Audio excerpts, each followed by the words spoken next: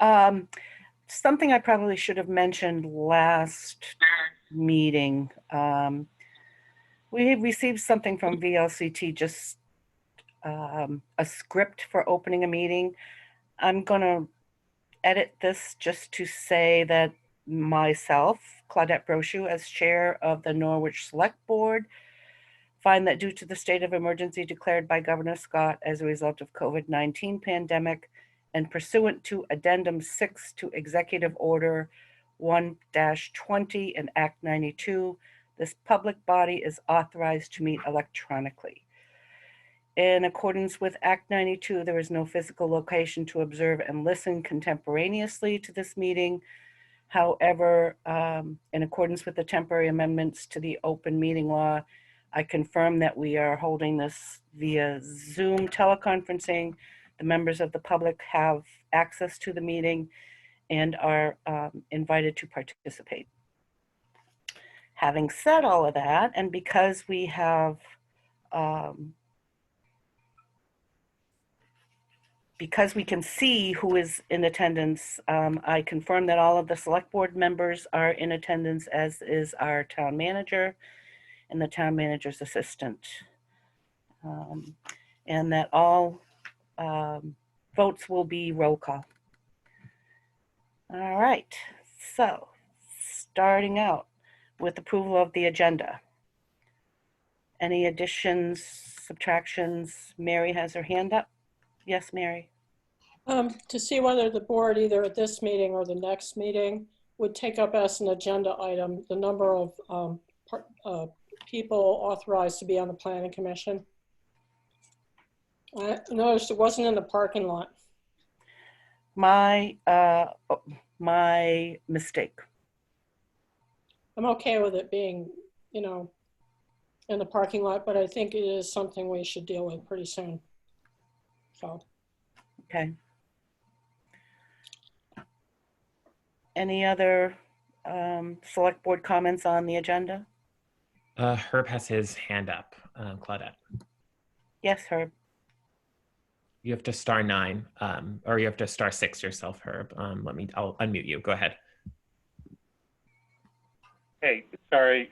So with regard to the agenda, you can postpone number 9, Tiger Road culverts, and postpone number 11, Beaver Meadow scoping consultant. Generally, the work has been done, but just ran out of time to get stuff in the packet, so you guys don't have enough info to make a decision tonight. So that was number 9 and number 11? Yes. Okay, thank you. Anything else from the board or the town manager? Seeing none. Item 2 is public and select board comments. Are there any members of the public who want to make a comment on items not pertaining to the agenda? Doug Wilberdine has his hand up. Go ahead, Doug. Hey guys, thanks. Just a couple quick items. I was wondering what the policy is for Guile Mountain for hikers nowadays with stay at home or COVID-19 in general. Separate from that, question is, who else bid on the Tracy Hall project outside of EEI, and who responded to the RFQ beyond EEI? And just as it relates to FEMA dollars, what did we receive for the town, and what is outstanding to date? And that's it. Herb, do you want to answer those questions? Sure. So with regard to Guile, essentially the governor's order is in place with regard to that. Obviously, it's very difficult to police anything along the lines of people hiking on not just Guile, but any of the trails in town. We do know that there is a heightened number of folks on all the trails at this point. What we've tried to do is for each of the trailheads that we control, like Guile, we've put out some signage that basically gives some general direction with regard to social distancing and that sort of stuff. With regard to the RFQ process for the energy performance contract, EEI was the only proposer. And then with regard to the FEMA funding, I don't have the exact number in front of me, but basically we're owed about $600,000, which I just signed for. It was either earlier this week or late last week, and that includes the remaining FEMA federal source as well as the state share. So we should be getting about $600K shortly. I use the term shortly loosely because I don't know exactly when it's coming in, but I did sign for sort of the requisition stuff within the last week. And just before any other public comments, Rob Gear pointed out to me very correctly that I forgot to state the date of today. So this is the April 22nd Select Board meeting. Now I'll ask for any other public comments. Rob Gear also alerted me to remind folks that they should also state, when being recognized, they should also state their name and address like they always do. Thank you again. I meant to correct myself with that. I don't see any other public comments or any other hands, which as a reminder is *9 if you're on the phone. We have a public comment. Can you just identify yourself on the phone? Yes, it's Stuart Richards. Okay, Stuart, go ahead. So a couple of questions. Can you at this point tell the public whether there will be an invitation issued to Steve Flanders to discuss some of the points that have been made in some of the things that he has written? Will that be a future agenda item? At this point, can I say no? It will be once it will be up to the select board to determine whether or not that will come up as an agenda item. I assume it would be, but can I tell you right now that it will be with absolute certainty? No.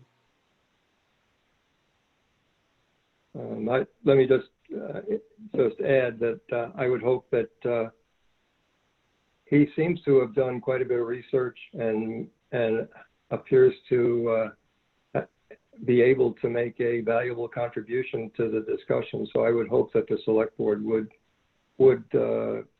choose to invite him. So just my comment. I had one further question, and that relates to the agenda states that there are two planning commission positions available. If there are two planning commission positions available, will that bring the number to 9 or will it bring it to 7? Right now, and there are currently 8. There is 1 vacant position. Sue Brink has opted not to reapply. That would bring it back down to 7. Have 1 applicant. Correct my math if I'm wrong, people. That would bring it back up or leave it at 7. I think currently Yeah, there are 9 seats with a vacancy. I think currently, right? Correct. There are 9 seats. There's 1 vacancy, and there are 2 that are up for reappointment. Only 1 of which has applied for reappointment. So sorry. So there actually, if the number stays at 9, there would be 2 more positions available. Or if it stays at 7, then there's no need for a further position to be filled. Or am I misunderstanding? Correct. Although it's set at 9 now. So if it were to revert to 7, there would not be any further openings. At the moment, there would be 2 openings for which we have not had an application. So I guess the question is, and maybe you can't answer it, but the question is whether you're going to advertise for 2 more for 2 more applicants. That is to be determined based on Mary's request for an agenda item to have a discussion about the Planning Commission membership numbers. Great, thank you. Pam Smith has her hand up. And I'm going to ask again, we need name and locatable address. Go ahead, Pam.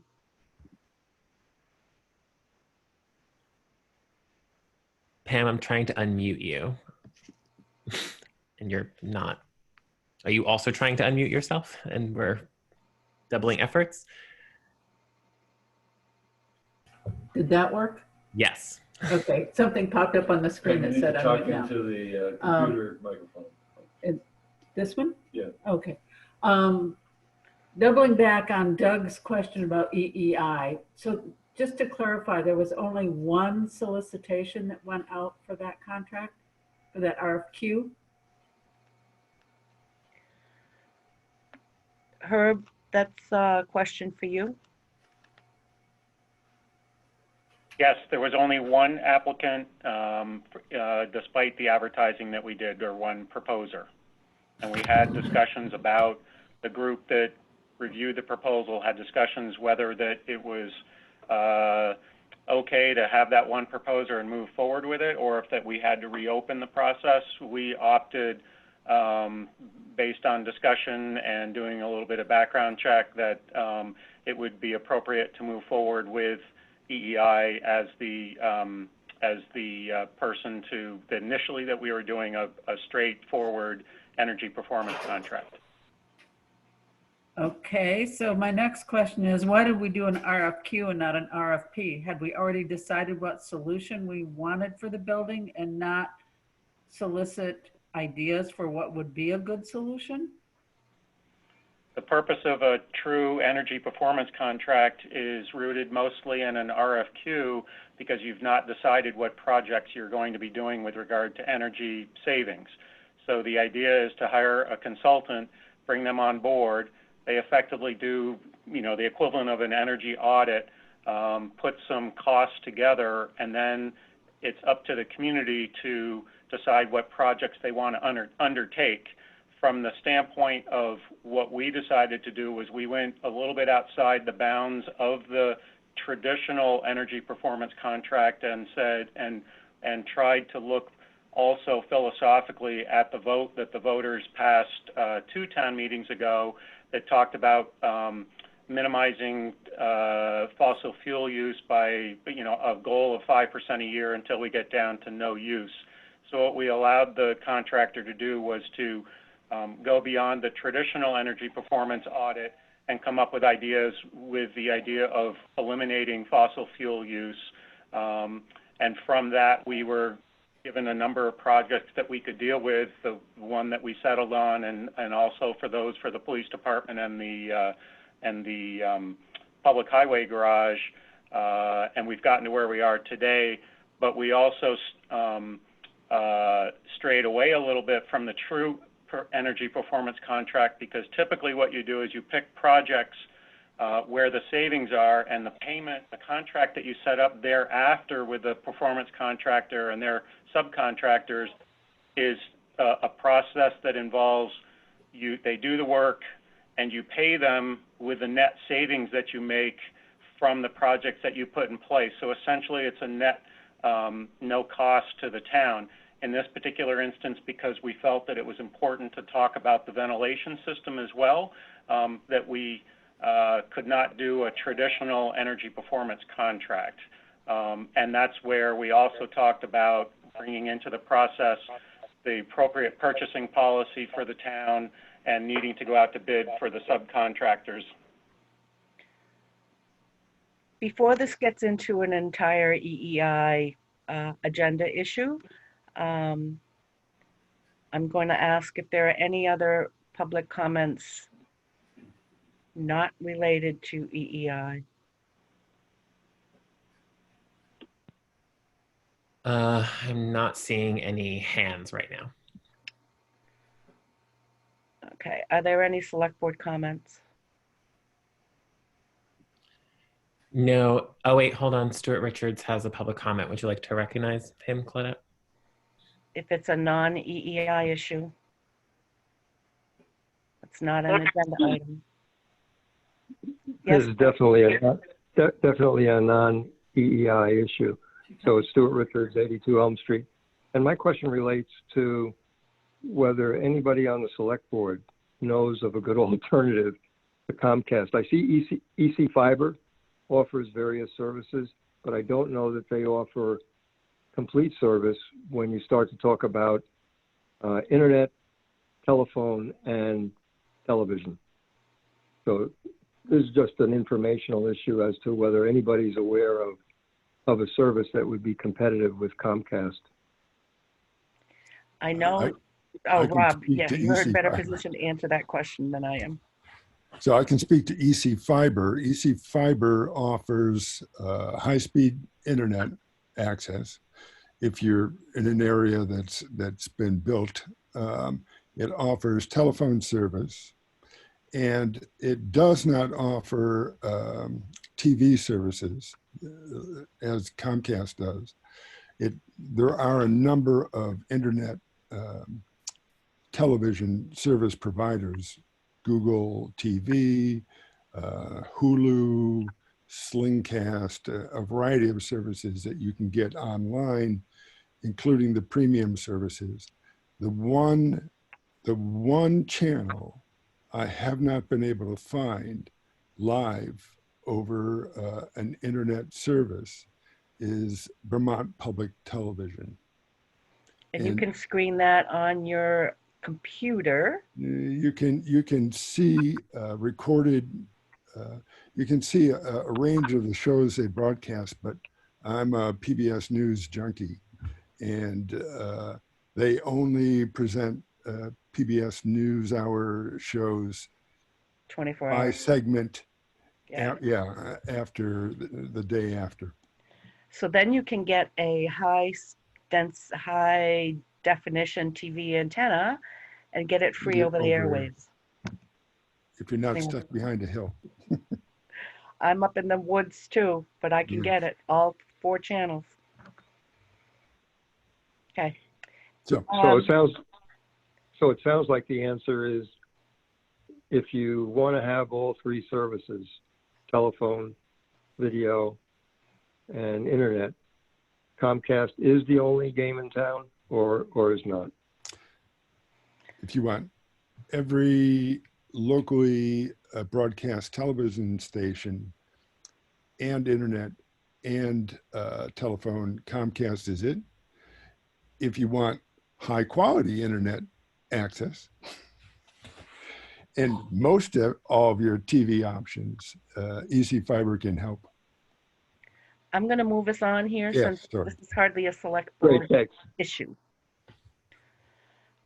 Wondering from Roger, from you, is there anything from Vital Communities that you can share with us?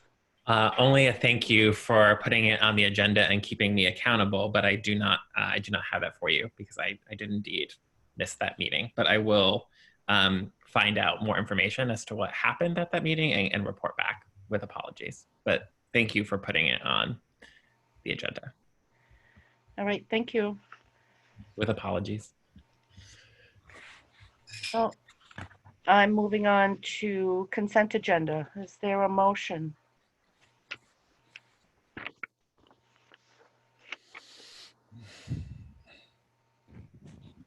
Any select board member willing to make a motion on the consent agenda? Rob, I move to approve the consent agenda. is there a second? Mary seconds. Any items select board members want to pull? If Herb is not going to address the VLCT Colchester exchange in his town manager report, I would like to pull it and discuss it now.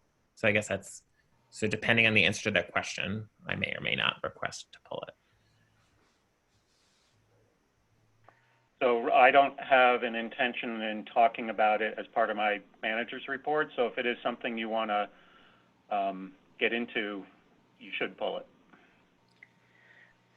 My one question, Roger, is should we discuss it tonight or should we discuss it at our next meeting?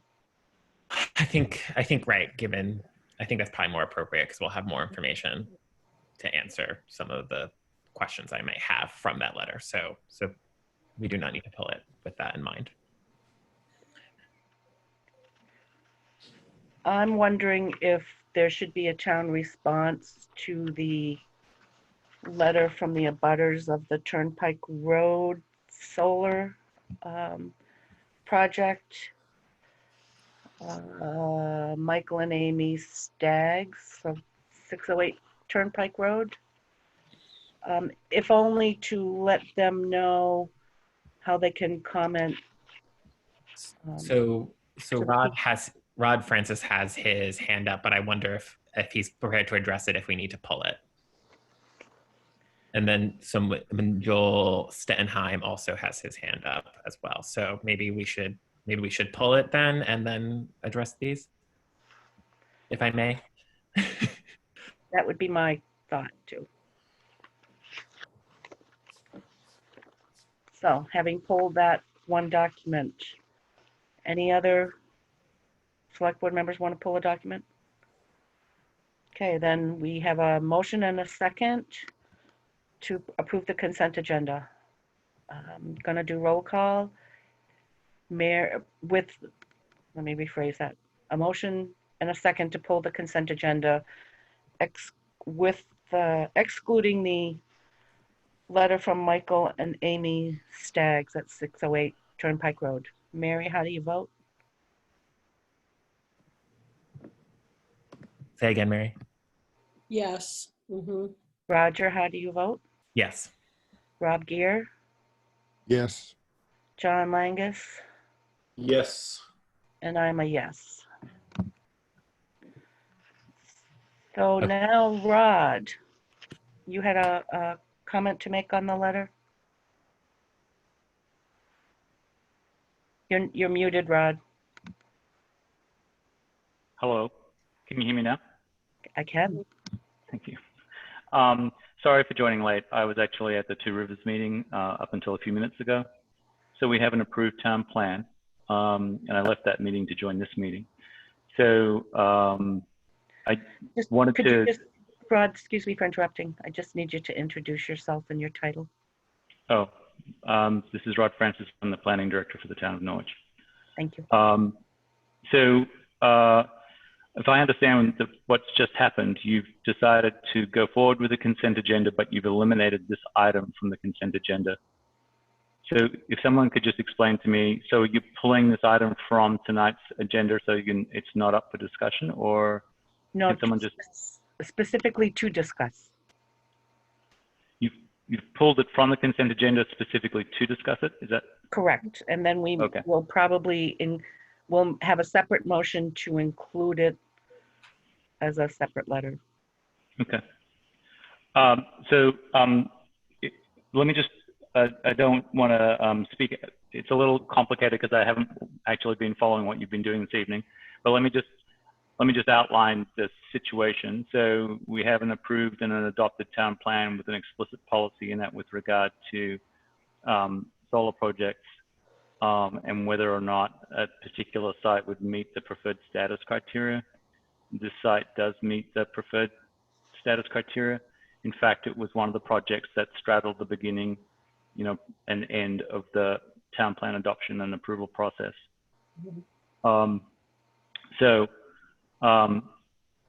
To that extent, if the town wanted to, it could pursue so-called party status or intervener status at the Public Utility Commission on the matter once it gets to a hearing, which is still some distance away. However, either you would repeat the policy that you've already adopted. Madam Chair, a point of order here. I apologize to interrupt, Rod, but I only interrupt because you said that you hadn't really been following what we were doing. The only reason this was pulled was because there's a letter. Can I ask who's calling? Can I ask you? I'm sorry, I don't know who's talking. Sorry, Yeah, John Langus had a. Sorry, it's John Langus. Tried to clarify. Yeah, I Okay. I don't think we pulled this to have a rehash of how the permitting works.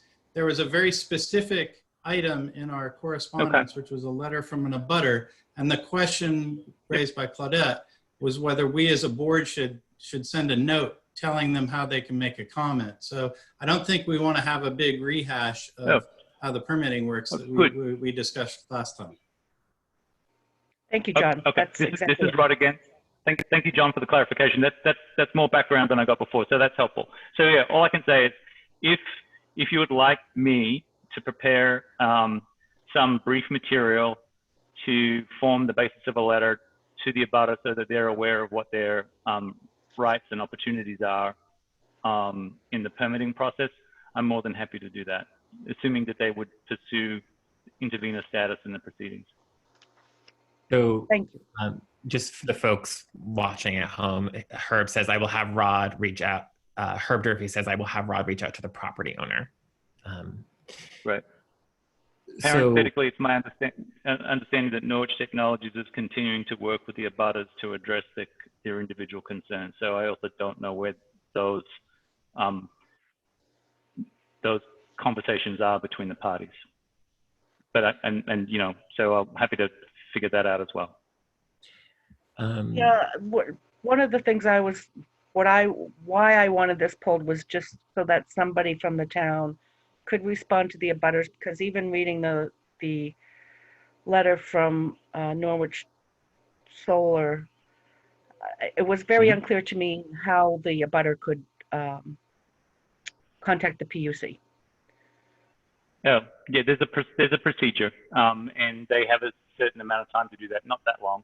But yeah, I'm happy to get in touch with them and give them non-lawyerly advice on how to proceed. Awesome. Could you CC me with that? Sure. Please? That would be standard procedure. Okay, thank you. You're welcome. Joel Stenheim has his hand up. Claudette. Okay, Joel. Yeah, hi. Hi, Joel Stettenheim, 994 New Boston Road resident, also president of Norwich Solar Technologies. Just wanted to speak to this a little bit as well. So we have sort of initiated communication with the Stags to follow up on the communication that they provided to us and that they provided to the town to try to understand their concerns.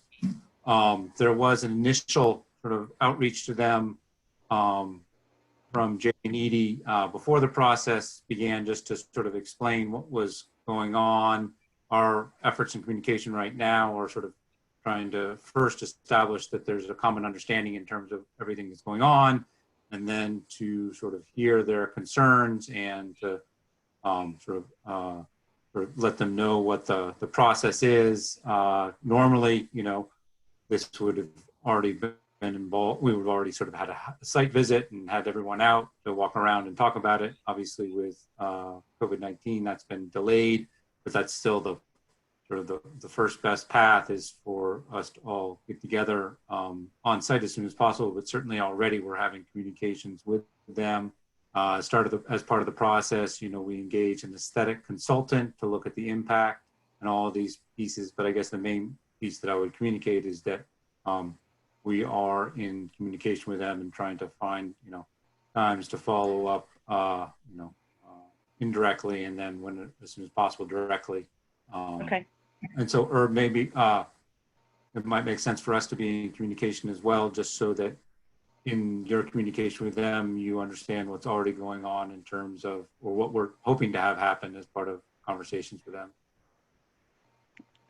And I would say that's two separate communications, but that's just my personal opinion. But thank you, Joel. Okay. So now is there, can I have a motion to accept the letter from Michael and Amy Staggs?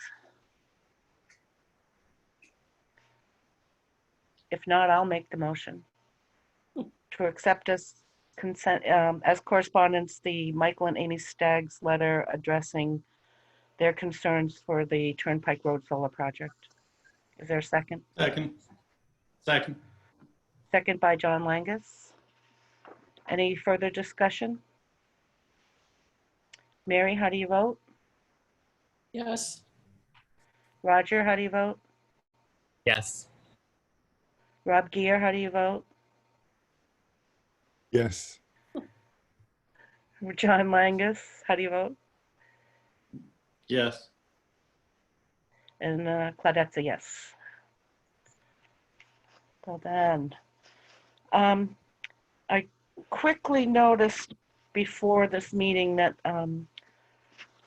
actually, let me backtrack. Our next item on the agenda are the select board appointments. I received a message that I actually just happened to read right before this meeting from Irv, who's tied up in an EC Fiber meeting, and was asking if we could. He is here, Claudette, just so you know. Okay, then we don't have to switch anything. So how we can process this is for select board member to make a motion and a second, and then we can have a discussion and hear from the potential appointee. Does that work for everyone? Mm-hmm. Not hearing no, I'm gonna. Mary, oh, okay, thank you. So, is there a motion to appoint Irv Tomei as representative to EC Fiber? I move to appoint Irv Tomei as representative to EC Fiber for a one-year term to expire on April 30th, 2021. Is there a second? I'll second. Oh, 2 seconds. Oh, the second, you can pick Miranda. It was Roger or Rob. Any discussion? Madam Chair, what's the procedure going to be here? Are we doing statements or are we just discussing? What's the procedure? I'm not sure I'm clear on what you're asking me. How are you suggesting that we do all these appointments? So in the last couple of times we've done it, we've done the motion and then the applicant has made a statement about why they want to do it, or if they're currently in the position, what they've been up to, why they want to do it again. Is that your intention here? Yes. So we have a motion, we have a second, and I was going to ask Irv to make a statement. Can you hear me? We can, but you're really garbled. I could try to use the phone. That would take a little time. Is this any better? Nope, you're still really garbled, Irv. I hope this isn't an EC Fiber connection. Oh, my joke. It's not.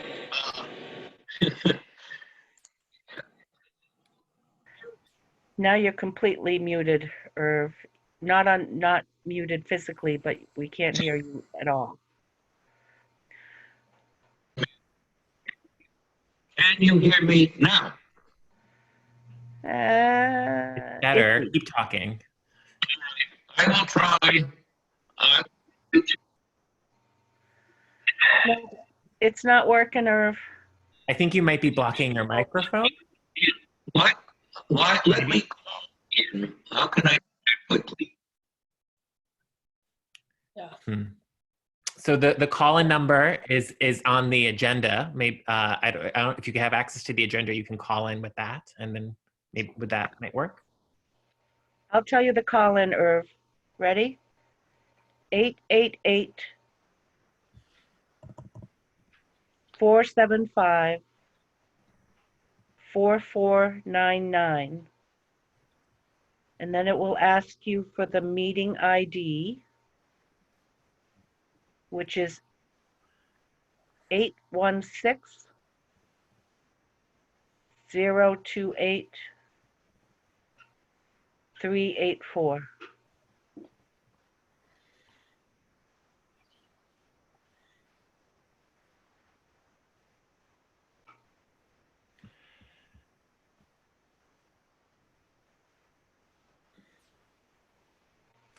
Should we maybe move? Yeah, Irv, we're gonna move on to the next one and hopefully you can connect via telephone. So our second appointment or candidate is Rob Gear as the alternate rep. Is there anyone willing to make a motion? Mary, I did I move- see your hand? Yeah, I'll do it again. I move to appoint Robert Gear as alternate representative to EC Fiber for a one-year term to expire on April 30th, 2021. Is there a second? I'll second. So that's a Mary first, Mary moved, Brochu second. Rob, would you like to? Yes, thank you. Most of what the alternate does is be available to fill in for Irv should he be unable to attend the governor's meeting. The alternate can also be a voting member of the board if the member has decided to not participate in the voting. Irv being the chairman of the board, a position which he does extremely well, has had me do the voting on issues about 50% of the time. EC Fiber is making great progress in bringing truly high-speed internet to large areas of eastern central Vermont, and trying to do it as economically and as quickly as possible. And it's just been a tremendous resource for members of this area, as pretty much anybody can attest who uses the service. I've been pleased to be able to stand as a backstop for Irv when he isn't available or doesn't feel as if it's appropriate for him to vote on issues. And I would like to be renewed for another year. Thank you, Rob. Any select board comments? Hearing none, I'll take a vote. Mary, how do you vote? Yes. Roger, how do you vote? Yes. Can Rob vote on his own or does he abstain? Is a question. I think I should recuse. Or recuse yourself. recuse. Okay. Yeah. Bless you, Mary. John Langus, how do you vote? Yes. And Brochu's a vote. So we have 4 in favor and 1 recusal. Thank you. Bless you again, Mary. Irv, were you able to connect via telephone?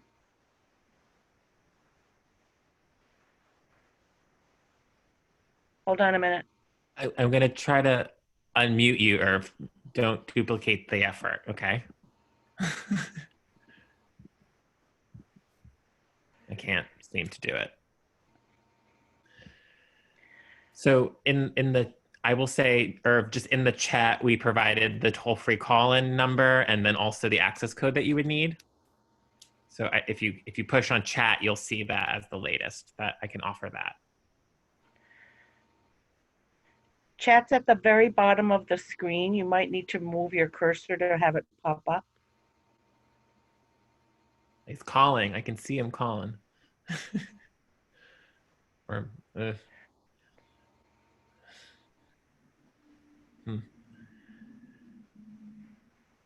Okay. So while we still work on that technology issue, we'll move to the next appointment, Town Service Officer.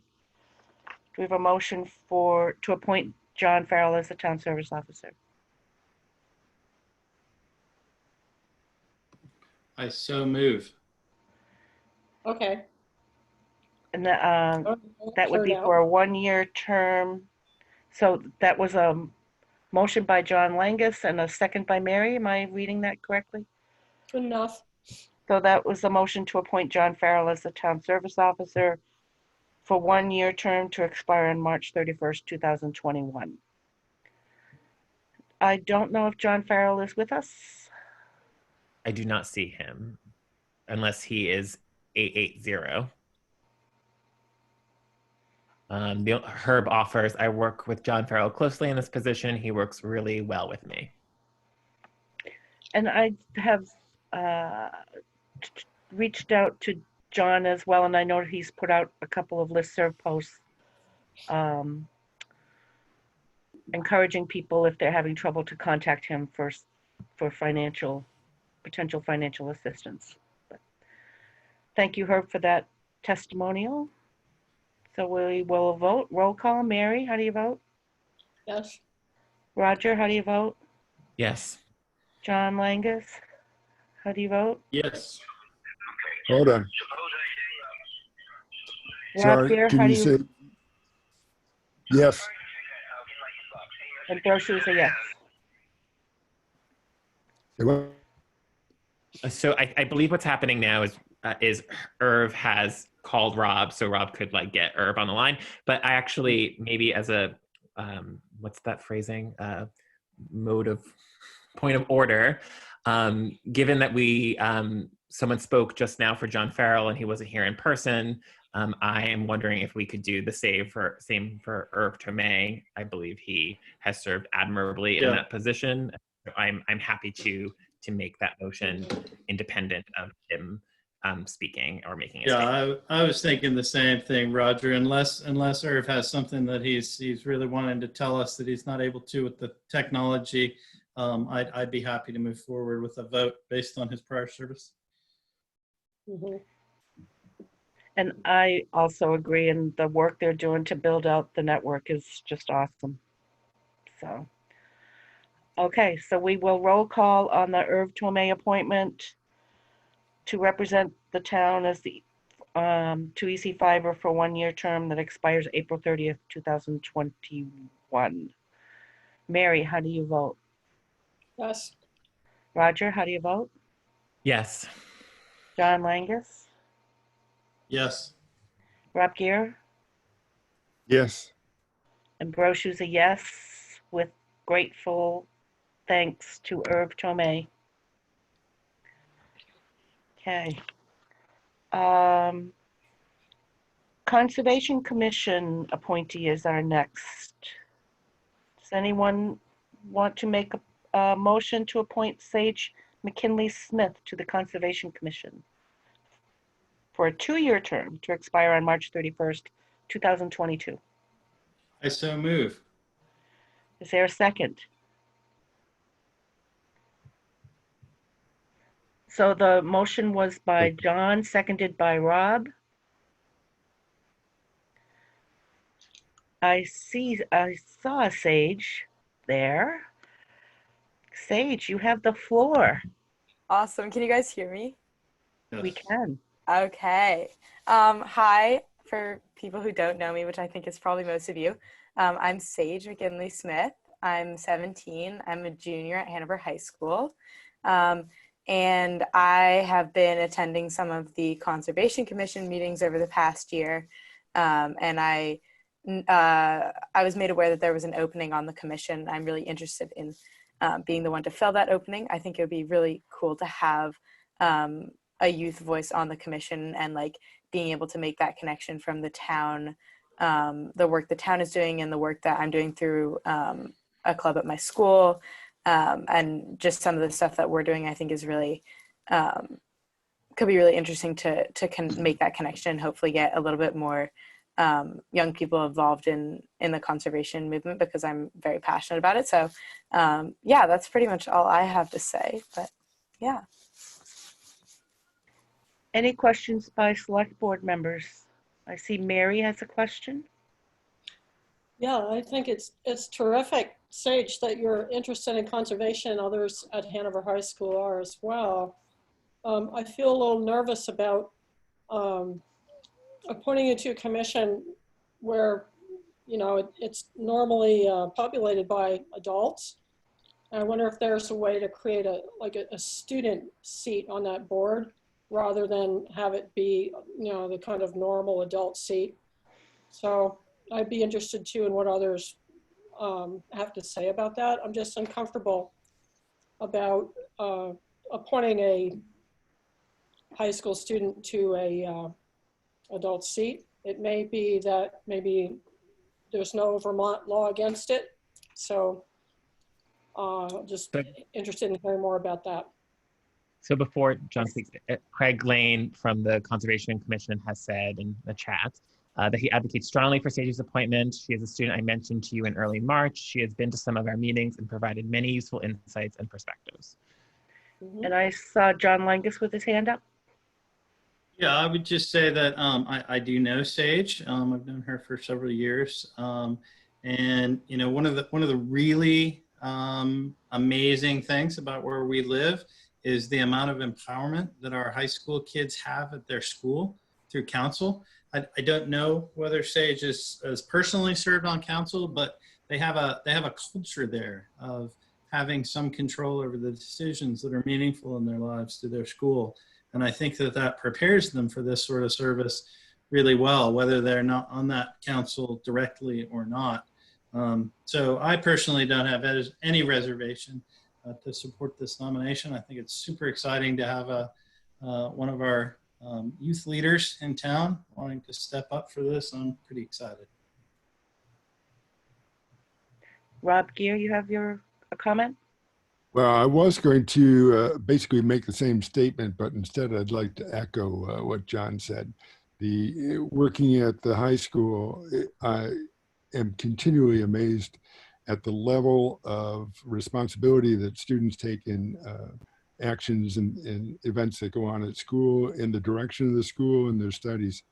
And I would think that this position would be a piece of cake for her. So if I may, so this is a seat, so you would have voting power as a member of this body. And so the only question I have for you, Sage, is without assuming anything about your future plans, is this is a 2-year position and you're a junior, so you'll be here for your senior year. But then you may or may not go off to college, and you'll still have duties relating to the seat. So my only administrative question, because I read your application and I welcome your qualifications and perspectives, would be if you have thought a little bit about this position as your life may or may not change.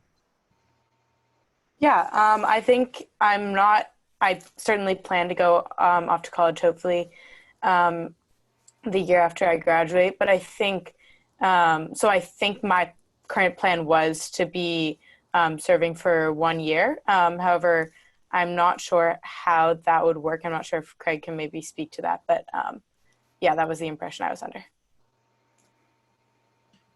Cool. So the chair may or may not be may look to make some accommodations if you couldn't complete that second term year.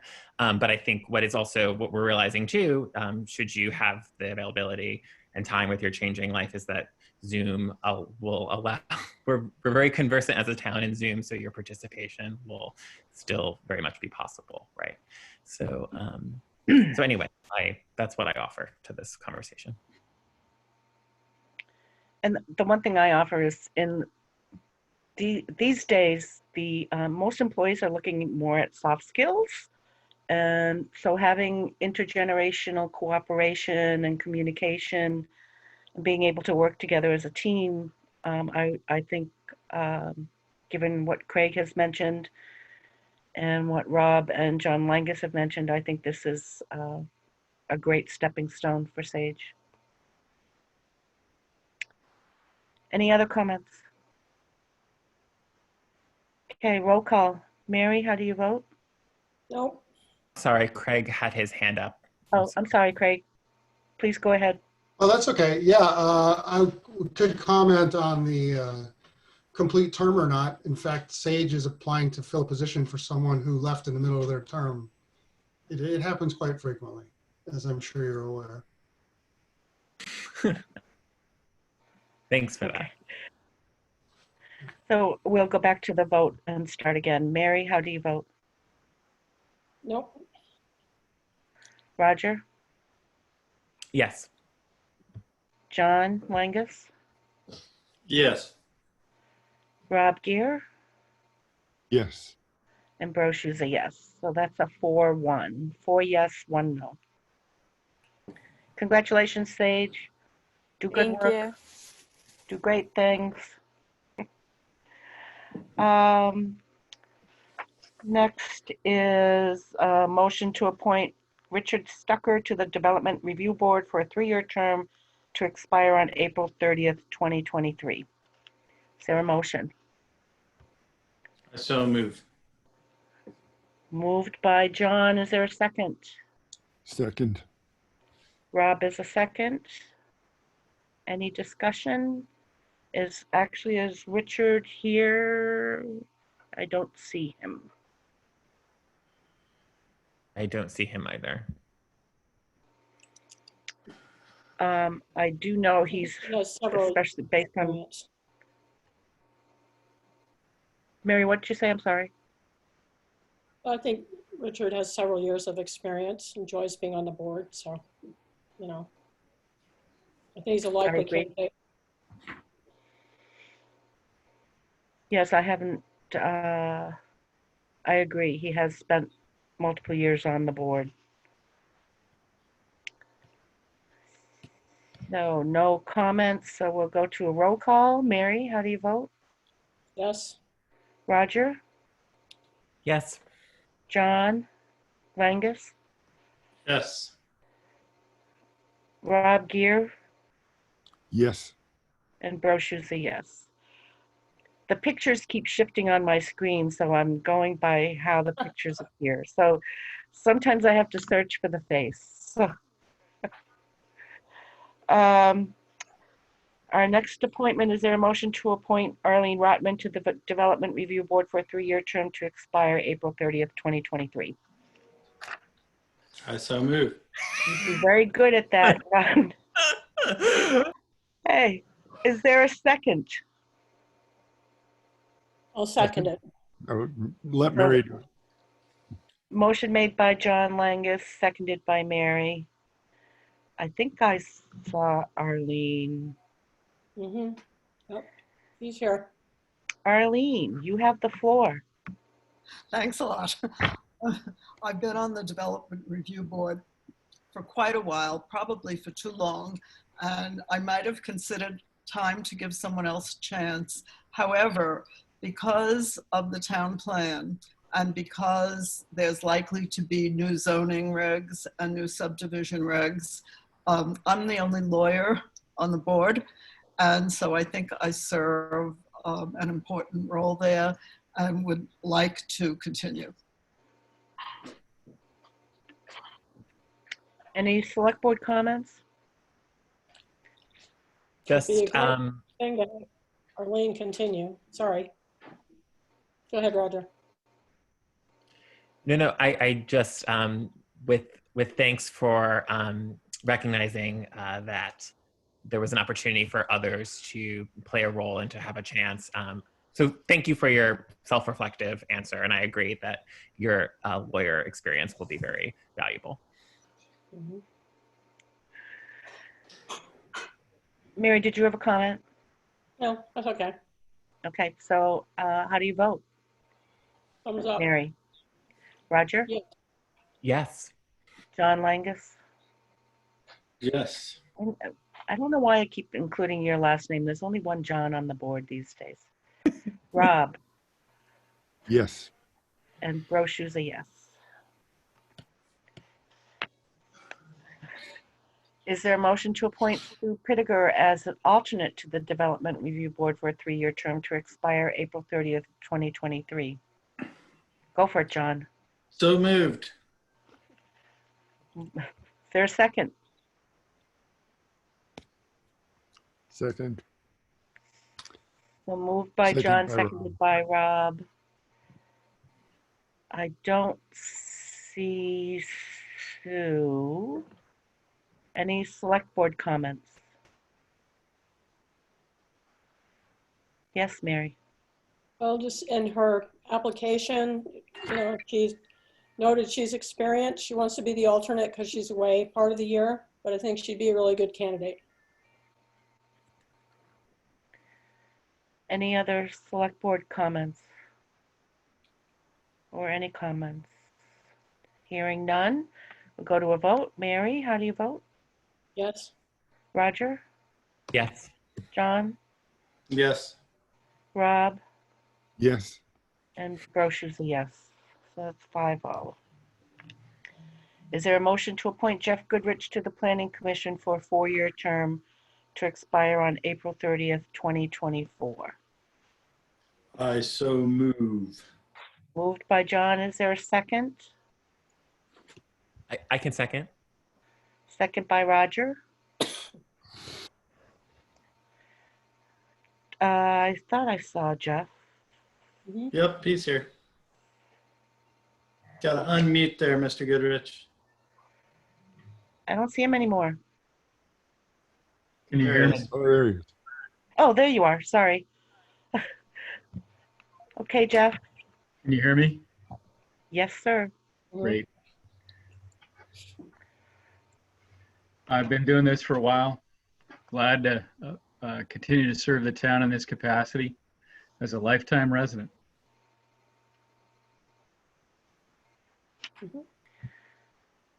Mary, did you have a? No, I just support Jeff's application. I think he'd be a valuable member. Any other select board comments or comments in general? I agree. Not only the length of service, but the particular skill set Jeff has, I think, is quite useful and helpful in the Planning Commission. I will ask a question. I know there had been an issue when you were the Two Rivers rep that attendance hadn't always been great. I don't keep track of the Planning Commission stuff. I haven't heard that there has been a lack of attendance. Can you confirm or deny? So I can confirm that what was said about Two Rivers was not true. Okay, and have I all like right. that smile, John. So to the extent I'm allowed to participate in the Planning Commission, I'd love to. Okay. The only conflicts I'll have will be meetings with folks like you and coaching. Yeah, if you have a season, hopefully. Well, it's not going to happen this year, folks. Okay. Any further discussion? Okay, we'll go to a vote. Mary? Yes. Roger? Yes. Rob? Yes. John? Yes. And Brochu's a yes. Thank you. Is there a motion to appoint Jeff Swenson to the Finance Committee for a 2-year term to expire on April 30th, 2022? So moved. Moved by John. Is there a second? Second. Second by Rob. Quick question, Madam Chair. So we have 2 applicants for this committee. Do we have 2 spaces, or are we going to have to choose? We do have 2 spaces. Miranda says we have 2 spaces. Okay, great. Thank you for that clarification. I don't see, unless I'm as blind as I was before, I don't see Jeff. Does anybody know Jeff? Him. Yes, I'd be happy to speak in favor of his application. You know, we really are spoiled with our new finance committee. We have very experienced folks that have agreed to help us with this. Jeff is the next example of that. His background for finance is really quite extraordinary. And I know him personally. I think he'd be a great add to that committee. He does mention that he has a potential conflict in that his wife is our well-regarded head of the rec department. Having said that, the finance committee is a purely advisory role. So I don't think there would ever be an actual conflict because they don't have any power to decide things. They merely give advice. But he does make note of that in his application in case anyone might have a concern about that. Any other comments? Hearing none. We'll go to a vote. Mary, how do you vote? Yes. Roger? Yes. Rob? Yes. And John, I see a thumbs up for a yes. Yes. Brochu's a yes. Next is a motion to appoint John Pepper to the Finance Committee for a 2-year term to expire on April 30th, 2022. Yeah, that's the year. No way. John, I'll go ahead and move that one too. That was John. Is there a second? Second. Second by Rob. I did see he just came back to the meeting.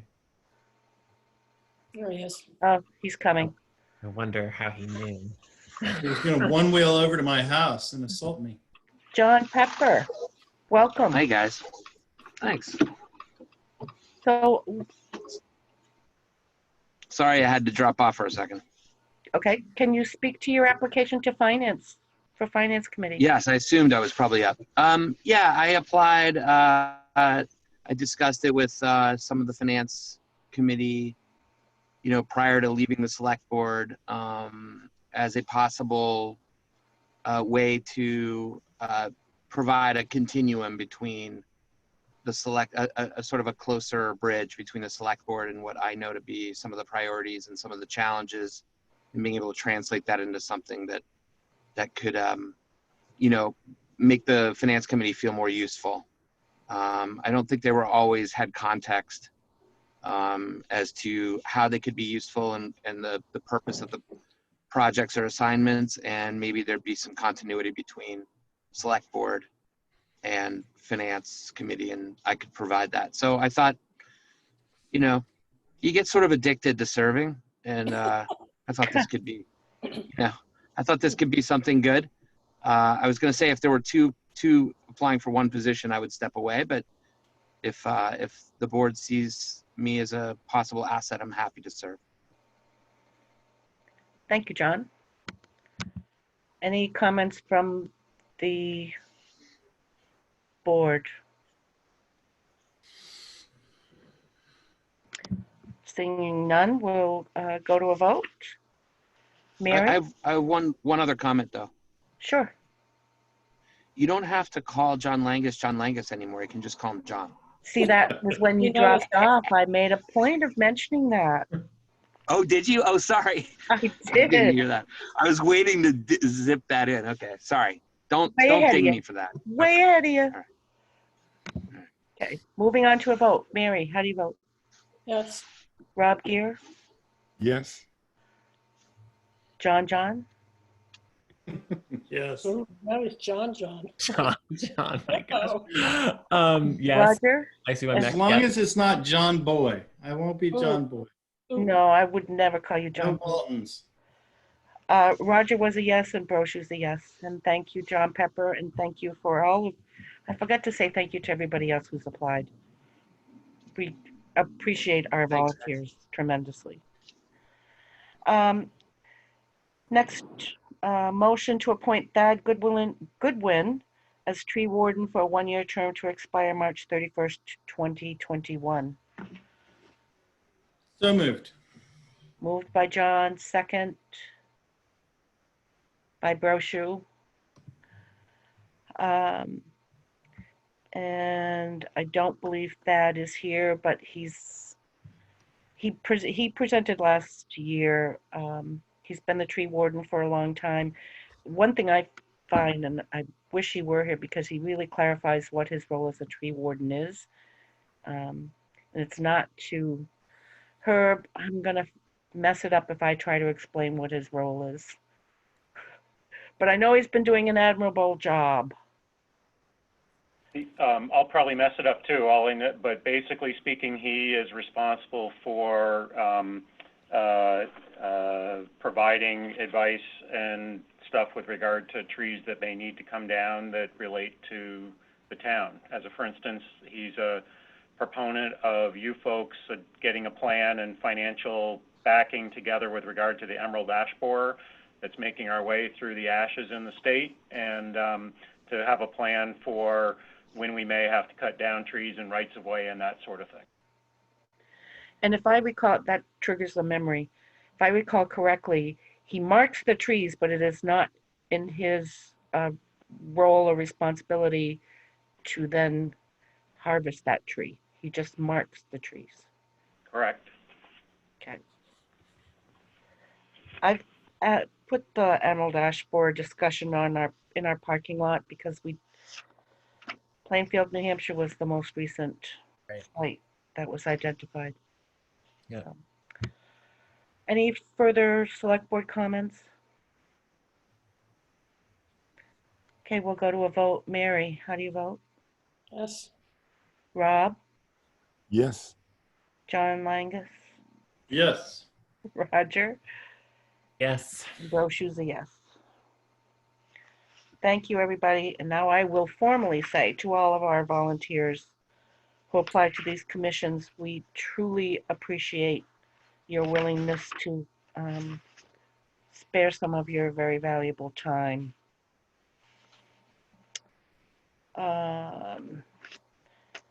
Next item on the agenda.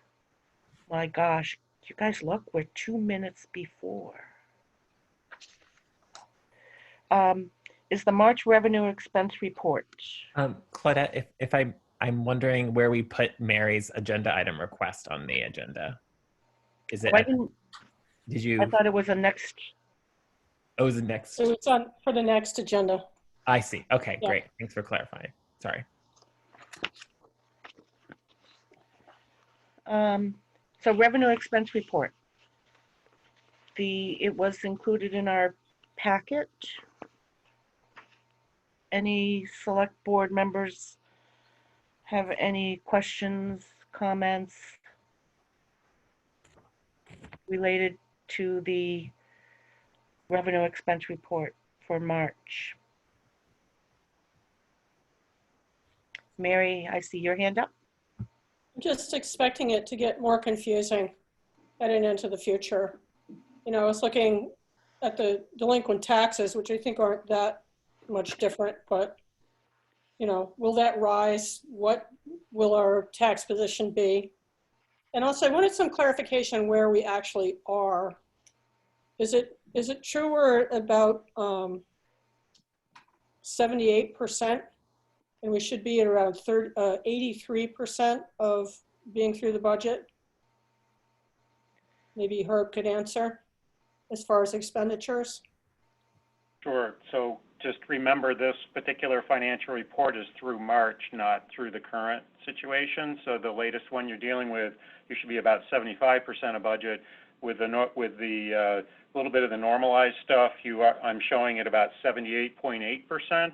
And that's probably still a little high because I didn't take into total consideration the normalization of the insurances and the full payment already of the other monetary articles, which have been paid at 100%. So if you took those back to a 75% situation, you're in pretty good standing with regard to that. The things that I did take out with regard to the normalization were both the revenue and the expense side with the BEC scam stuff. There was some expenditure with the Needham Road, $98,000 there. That's FEMA reimbursable expense. And then the $1.4 million, again, with regard to FEMA stuff, that when we got some payment, we paid that all back. So we have to show the stuff in there, but when you have that in there, it makes the budget look really bad at this point. So that, I think Langus is the one that asked to have things a little bit normalized for this particular month, and that's what I've tried to do with that. Thank you. Any other select board comments, questions? So the only thing I will, I guess, maybe remind myself and everyone else about. So this is in Herb's improvement plan. This is the second meeting of each month is the time to have a conversation specifically about this kind of document and finances more broadly. And so if there are not any specific questions about this report, it might be a good, it might be a good time to comment on the report structure and what questions you have that are not answerable in this report. Sounds like John off list asked questions about normalization that is reflected here.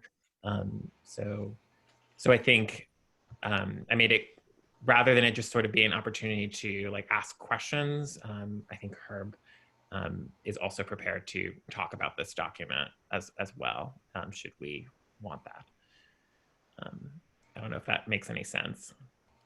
I tried with my notes to just try to, not necessarily anticipate your questions, but just trying to show areas when I went through particularly line items, what sort of stood out with me, whether it was, way over budget or 100%, or if some of the things were specifically affected by COVID-19.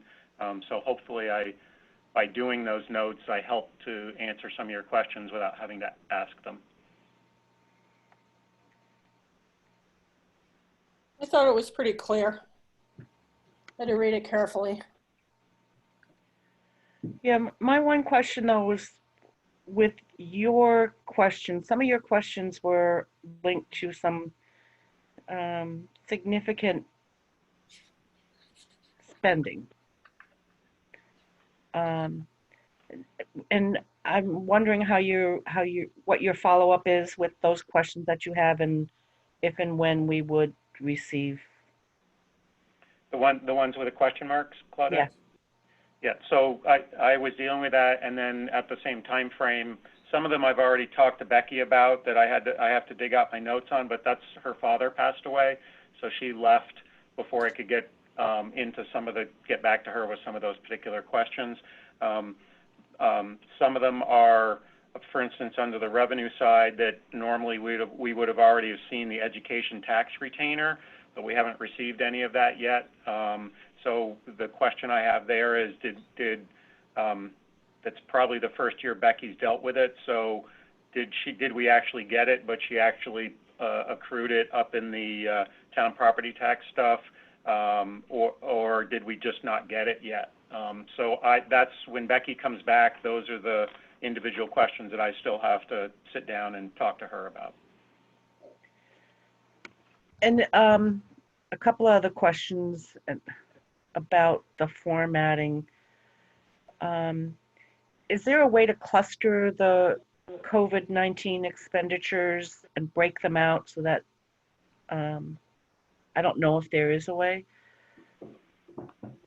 I would probably have to do it manually. What I have folks do is for payroll is anybody that does anything under a particular payroll, they mark on their timesheet the number of hours that they've been dealing with COVID-19 related stuff.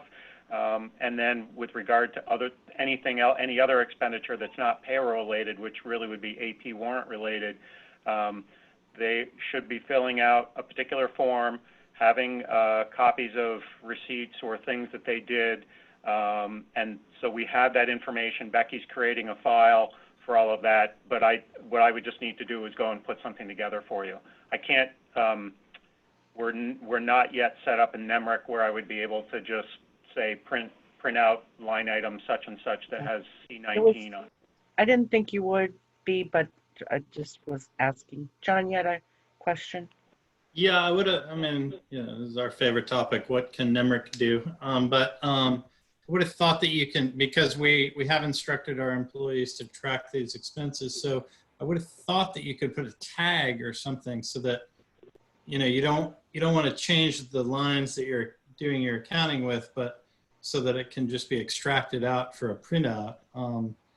That would be unfortunate if you can't do something fairly simple like that so that Becky can track this fairly easily without adding a whole lot of burden to the way that she's doing the manual day-to-day accounting.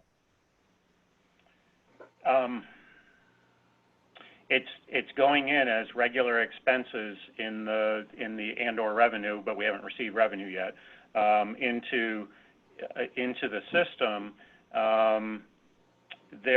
She can create new particular line items or sub-line items to this to put things in, which we've had some level of discussion about as we've started to get into some of this monthly stuff. So there is the ability to create a sub-line item under something that can have that, and we're trying to put stuff together, but in the meantime, I'm making sure that I have the appropriate documentation in a file, because it'll be similar to typical FEMA expenses that I have to give them copies of all the documents and that sort of thing. But so we have been starting to explore that. We just haven't done anything formally. It wouldn't capture all the stuff at this point. So the only thing that I have two questions. Like one, so this is March expenses and this is April 22nd. And obviously you're earmarking things that are related to COVID, which signals that these are extraordinary circumstances. But normally when we're talking about a March expenditure report at the second meeting in April, would we be able to have some of these things you flagged answers rather than questions? I'm sure there's a better, possibly less aggressive way to ask that, but I think you understand the spirit of my question. Like, and then my other, I don't understand your question. Okay, so my question is, if we're talking about a March report, can we have answers to these questions by the second meeting in April? Like, so you flagged them, and you've talked about why you don't necessarily have the answers for us because of the current situation and Becky being dealing with some family situation. But I guess for me to communicate an expectation, and tell me if this is reasonable, that a March report should have all of its answers by the second meeting in April. Does that make sense? Well, I was just asked the question by Lange, so no to your question. No. So I was just asked if I can separate particular COVID costs from that with regard to the system. So so I can do the sublines and all that, but the basically what I've been doing so far is tracking the expenditures that I need to in a file to file documentation in the future. But I was just asked the question tonight, trying to. No, I understand. With regard to the financial report, having the separation. So, ideally, sure, if there was a level of direct. So, in other words, I'm hearing direction tonight. Yes. So by starting tonight, I can be doing more of that stuff. But I think independent of it's a little bit of an unfair question. So hold on. I think there was a misunderstanding there. Exactly. Yeah. So I'm going to go back to Roger and see if, Roger, you can. I'll rephrase. Please. So when we have a March, so regardless, let's pretend that it's not a COVID situation, if we could possibly do that. Yes. So normally, if we have a March report, like you get, so I guess the question is, when is a good turnaround to sort of get a March report together? Obviously not the first meeting that we need, but like my suggestion is by the second meeting, anything I would have expected the March report to have been gone through with Becky, and that all of these things that you have flagged, not necessarily these particular ones in this March report, but normally in any normal report, you will have presented the answers to these things possibly to us. And I'm gonna, I think other board members know how to sort of explain myself further. So I'm gonna defer to John. Yeah, I think you're confusing this by using a hypothetical. So let's forget about March because it's April now. So are you simply asking that is it fair for us to assume that any questions raised today on the April report should be cleared up by the second meeting in May next month? Is that what you're suggesting? Which I think is reasonable. But this led. Roger. Sorry. But is that a question for Roger or me? Roger. Sorry. So so maybe I'm misunderstanding what it is that I'm looking at. So I'm looking at a report that is through what? It's through the March period 9. Okay, so it's through March and it's now April. And so what I'm saying is any questions that were flagged for a March report should have already been answered by this meeting, right? Or no? What questions had been flagged before now? Right, so I think where Roger's going at is back to Claudette's question, which are the question marks on the left-hand side. Yes, exactly. Okay, So those, yes, normally those I would have as part, they would be on the right-hand side with, if I needed to add something in there.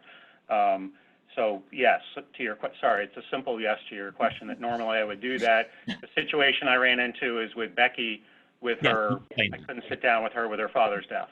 Yes, Sorry. I just want to, I'm trying poorly, clearly, to communicate at least my expectation, which is that little notes that you have flagged for a March report, I would hope would be answered by the second meeting of the next month, right? Because we're on a schedule right now where like we're going to have a conversation in the second meeting in May about April, right? Right. Okay. Yep. So yeah. So what my questions that are there that I haven't an answer for, yes, I'll have. If there's something I need to mark for the next one, I'll have it. But normally, without a Becky situation, those question marks wouldn't be there. There would be a if I needed to, something in the right-hand side. Awesome. Yeah. So I wanted to, and maybe if other people share that expectation, it would be, you can maybe help me out so we didn't waste the time. Like, is that an Roger's expectation is my expectation. I would Sounds expect reasonable. the questions Yeah. that you have about the report would be answered by the time we receive the report. Yep. Cool. And then my next question, and then I'll step back with apologies, is I think these notes about COVID, it's like good to have like obviously a separate tagging that you were talking about. But I guess in seeing that, I would, again, to communicate an expectation, I would have maybe expected a little bit of an analysis of what this means for revenue. Like, how can we begin to have a conversation about the loss of revenue during this crisis? That's obviously a question that we're going to be discussing a lot, but this to me seems like I would like to start having that conversation gradually. That's another aspect. Absolutely, and I think I partly introduced that with Pam Smith and Cheryl at the last meeting or in the interim, because if you, even just as anecdotally, if you look at the WCAX report yesterday, where the revenue forecast for the state is abysmal at this point, that plays in exactly to the situation that you folks need before your July tax setting time frame. You need to know what you're going to be doing as a board, and that's got to involve the school board and what their perspective is on school rates. And oh, we have a new visitor, I see, Langus. So that and as well as understanding from the listers where the grand list kind of sits or doesn't. There's been a lot of delays, so absolutely, this is I'm kind of freaking out about it and trying to figure out what we're trying to deal with. And there's been some level of discussion that I've had with individuals, but there really needs to be a big joint discussion on this. I think it just, again, I don't know where the schools sit, but I think that you could set a municipal tax rate easily to cover municipal services because you have a generally known grand list. You know what the expenses are. You just do the simple division and there's your tax rate. The question is that you're going to have a delayed homestead tax filing, so you'll have to do amended tax bills later on. You may have to borrow in anticipation of taxes. These are all the kinds of little things that are coming out there, and the legislature hasn't finished the school tax rate yet. So that's the biggest part of the tax rate. Right. And I guess so. I'm agreeing with you. I don't have answers now, but I can tell you that it's collecting that information and trying to piece together where we're going to be. I think it's going to be a more of a collective discussion. Okay. But it's got to occur way before July. Okay, and then specific to the revenue lines in this report, is there any, I mean, there are obviously things we didn't necessarily hang our hat on for revenue anyway, but is there anything you can speak to can you speak to the loss of revenue in these particular line items, right? I mean, we're seeing in essence, you're pretty good with regard to the revenue side, because fortunately the way your system is set up for this year, not necessarily the coming year, but you had already realized your second installment of property taxes before we really got into the COVID-19 thing.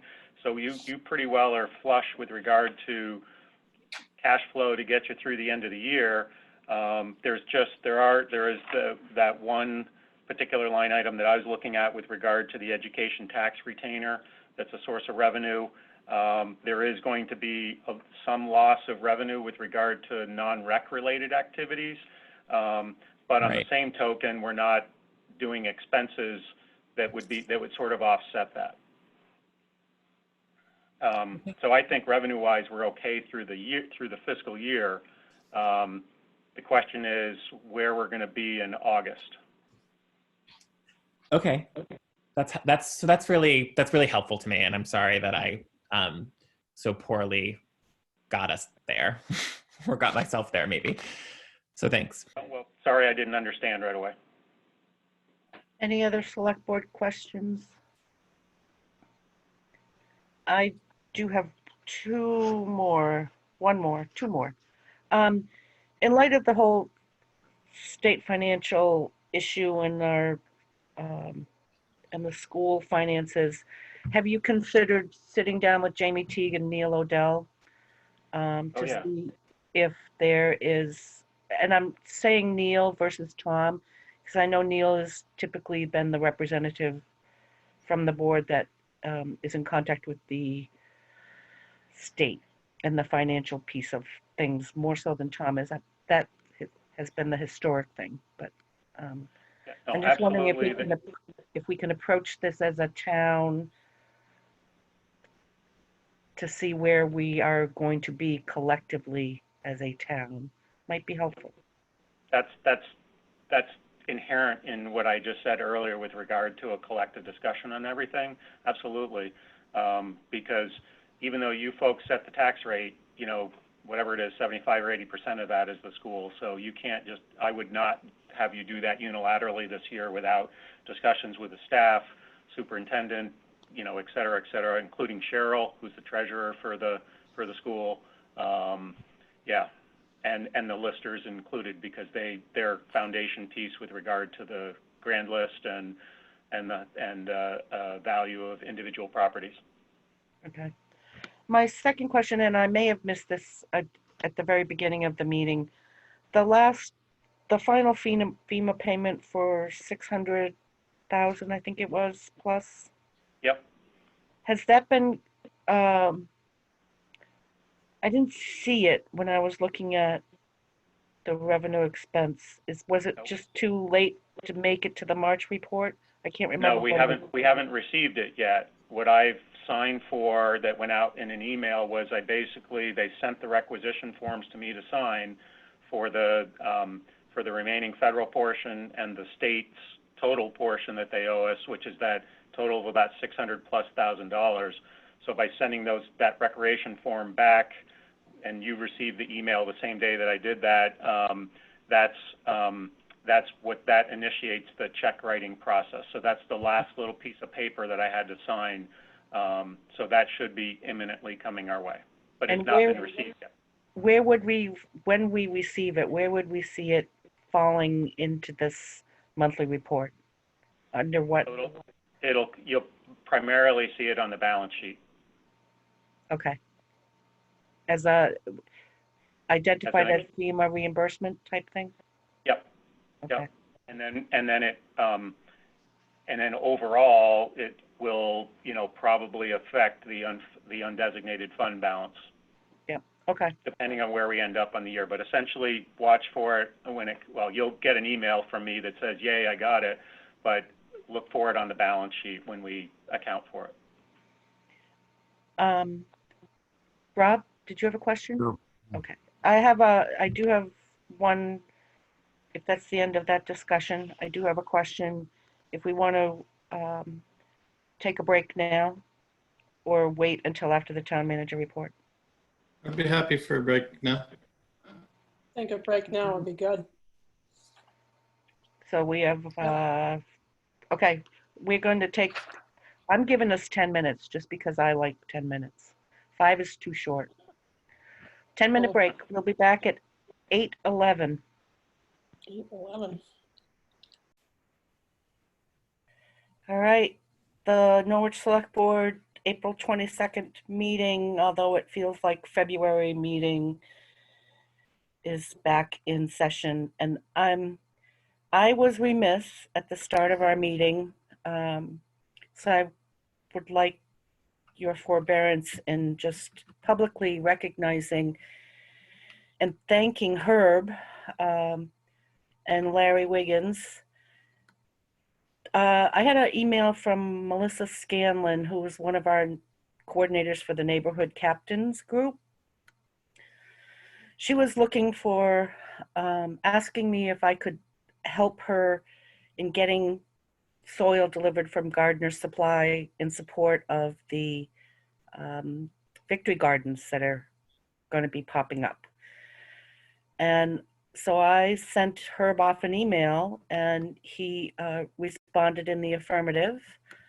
So I connected Melissa to Herb, and they are working with Larry on getting a bulk, I don't know what you would call it, a big truckload of soil to start with the victory gardens, to assist with the victory gardens. So Herb, thank you very much.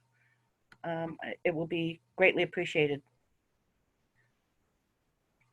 Thanks. It'll be 6 big truckloads. 6? Wow. 6. Yeah. Oh my gosh. Awesome. Thank you.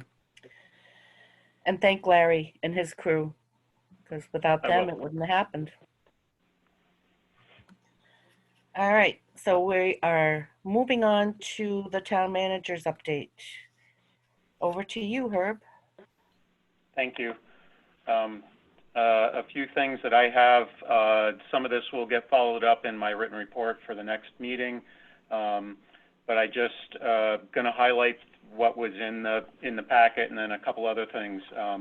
Just to show, you can see I've already started to reach out to VLCT with regard to municipal cash flow, which sort of relates to some of your previous question on if we had to borrow, can you? I thought originally that you had to have voter approval to do borrowing in anticipation of taxes, which is not true, which is good to know.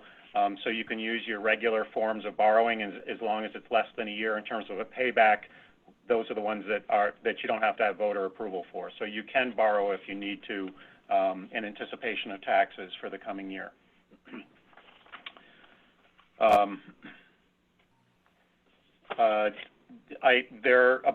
There's like Seminar City going on, probably for all of you in your own workplaces, but there are a number of them that are coming out, especially from Vermont League of Cities and Towns, that are a lot of things dealing with COVID-19, human resource related things, essential services. So the stuff from Heather Law that came out with regard to a human resource one, that one was actually kind of an interesting one. If you have a chance to at least look at the slides or what have you, that's why I included that in the packet, more for your information should you choose to. In the packet was the April 10th, what I call those contingency emergency plans, which was number 4 report. You just received in your email earlier today, number 5 that I released. The latest things that are going on there will be starting on Friday. I'm doing a split DPW crew situation where 6 members will be divided into 2 groups of 3. One group will be working a morning shift from 6 to noon. The second crew will work the same day from noon to 6.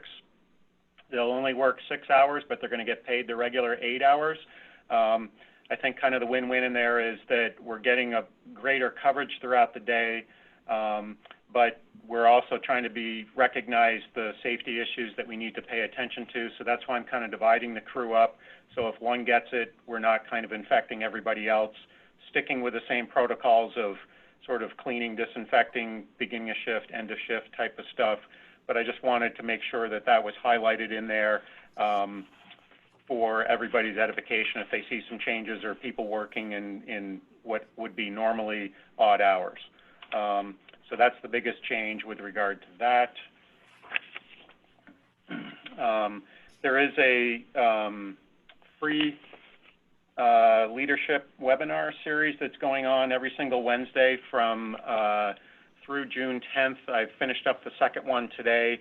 You can see in the packet the particular module titles for each one. I think even though it really comes from a transportation side of things, when the leadership meetings are not transportation based, but specifically to leadership overall, obviously it's applicable to transportation, but it is for anybody. So I saw this come across with it being free. I think that it would help to play into some of the performance improvement plan. It's not one that, say, you are, I didn't ask for permission to do it. I know that some of that relates to the financial training that you're looking for, but I thought this would be one that would sort of help play into some of the other aspects of the improvement plan. So I'm going through that from that standpoint. Again, more for your information than anything else. If you need more information, I'm happy to provide that. There is a little memo that just showed that it looks like we're soon going to be getting some money from with regard to the FEMA July 1 storm reimbursement. I put up because people are it's still a sensitive topic. I'm trying to include the meeting notes where applicable in the packets. They get put out on the listserv and they're out on the under the town manager's report type of stuff on the web page. There was some issue going on that I thought was important to at least show the correspondence that I had with Casella with regard to the possibility on a temporary basis that I think a number of haulers around the state of Vermont are asking the state to allow for recyclables to hit the waste stream for a short period of time. I think a lot of this has to do with the safety and the issues that some of these firms are facing in their MRFs. There's two different sides to the coin, but I just wanted to indicate that I had reached out to our hauler in light of Chris Katuki's issue when he picked up on something in an article. So I just wanted to make sure that you at least had our hauler's perspective of what's going on. So are they currently commingling? They currently are commingling. They have not put anything in the waste stream yet. I don't think they have the approval yet, the temporary approval from the state, but I know that they've asked for the state to at least consider that should it need to occur.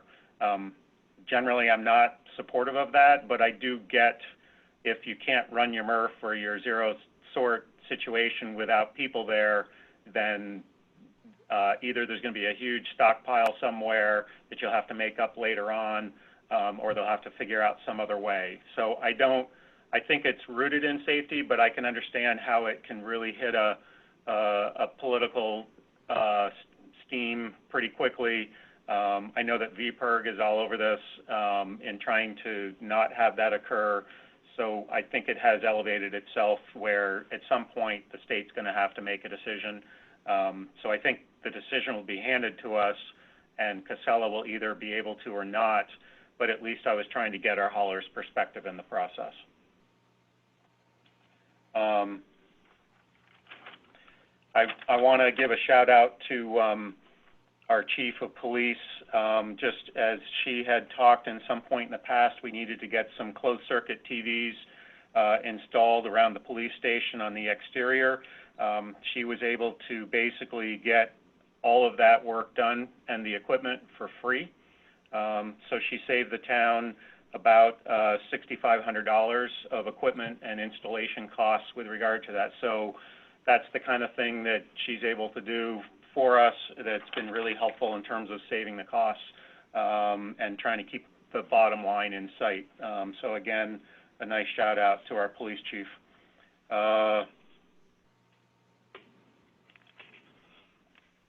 Green Up Day.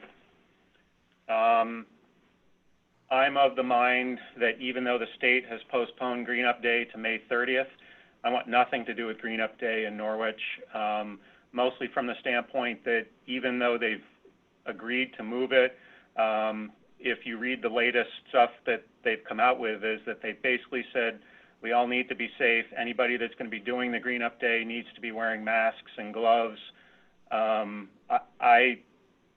I don't have masks and gloves to give out to volunteers or anybody along those lines. The highway crew in picking up the bags and stuff, I don't think they have the proper PPEs to help with stuff rubbing on the side of their coats and stuff that hang out for a couple days. Plastic bags themselves can harbor the C19. What I would rather do is to not have Green Up Day held in Norwich, but instead have like a free material solid waste day on Saturday, March 30th. And if there are people that are I would put out there, if there are folks that pick up stuff on the side of the road, just bring it in as part of your regular recycling or material solid waste, dispose of it the way that we normally do. But overall, people would not be charged for, the normal daily trash that you bring in. If someone brings in construction debris or whatever, well, yes, we got to charge them for that, but not for the regular stuff that they come in. And I think that can accomplish kind of the same thing. And it would be a nice little relief to some folks that, have a hard time affording coupons.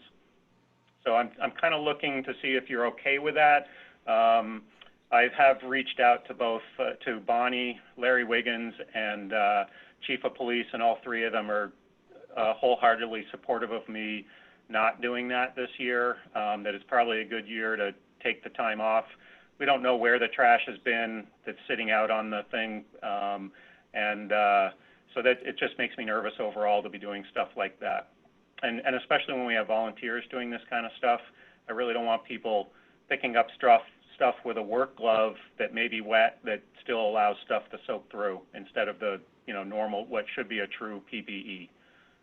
So I'm just looking for a little bit of insight from that. If you agree with me, or if you basically say, no, Herb, that's silly, go ahead with Green Up Day. I like the idea of canceling it. I like both the idea of canceling it and your free day. I mean, you could make that very explicit that if families wanted to go out and do a little pickup along the road near their homes, and this way it gets them a way to dispose of that for free. So it's just the burden of the volunteer work. I think that's a great idea.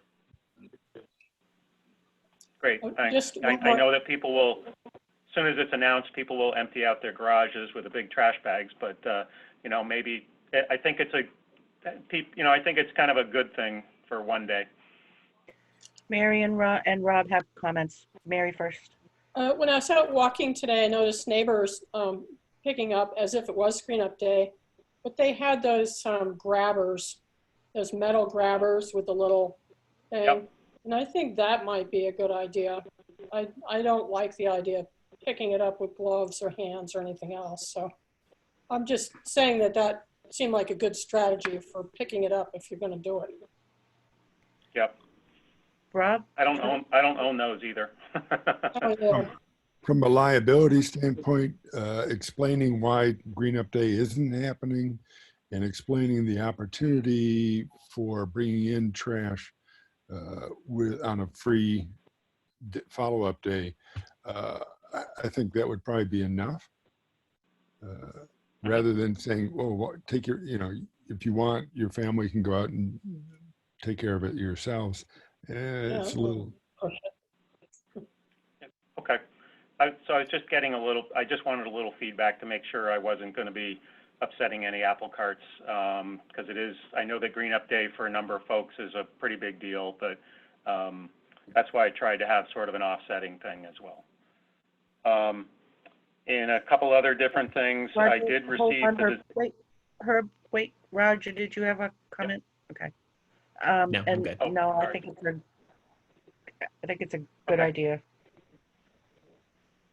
So just a couple other things. I have received the design for that SimQuest did on the roadmap for our systems and vulnerability protection. The next steps in that will be to start to piecing together an RFQ and figuring out the funding for it. I've gotten the webinar from the women, but I haven't received the actual document to be able to forward on to you. I will forward that on as soon as I get it. And then it definitely will need to be a joint discussion with you folks. It's expensive. There's a lot of vulnerabilities. There are a lot of computers out of date.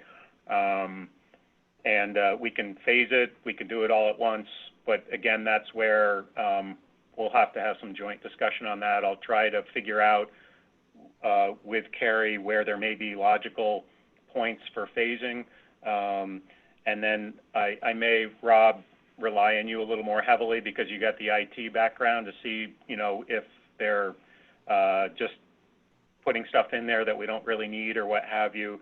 And I probably will send it off to our current IT guy, Tad, to see what he thinks, because if he essentially built the system, so there may be reasons why he did certain things the way that he did.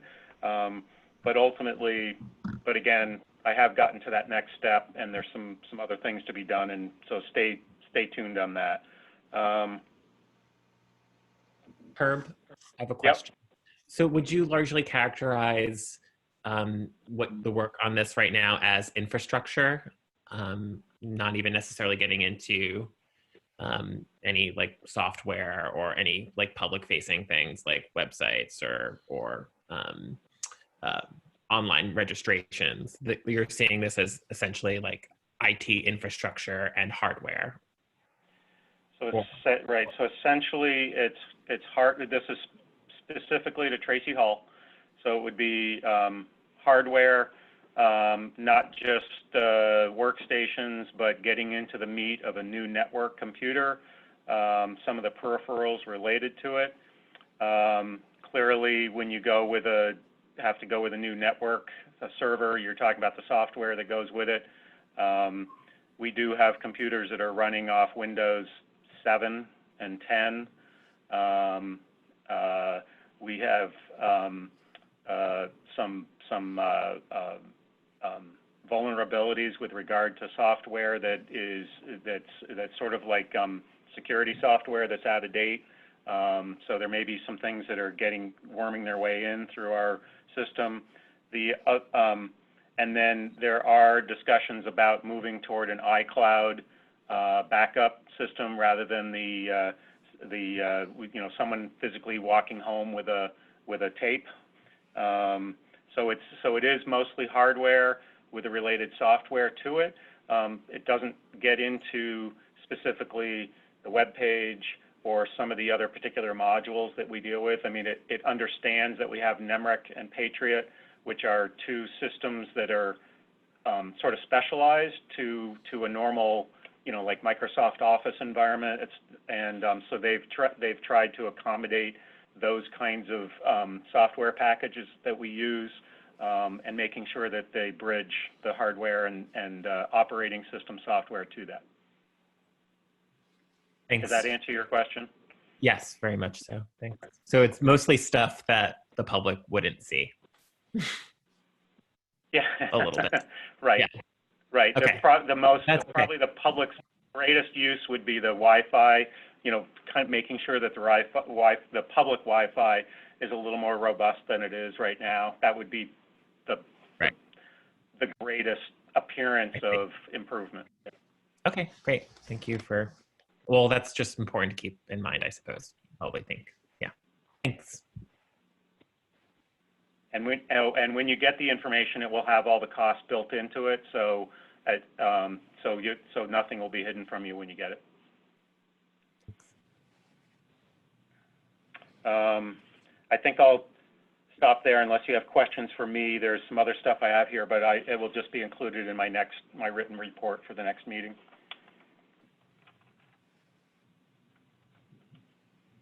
Can you talk about the passive equipment grant application? Yes. Yep. So we typically apply for this on an annual basis, based on the requests of the particular department heads for the thing.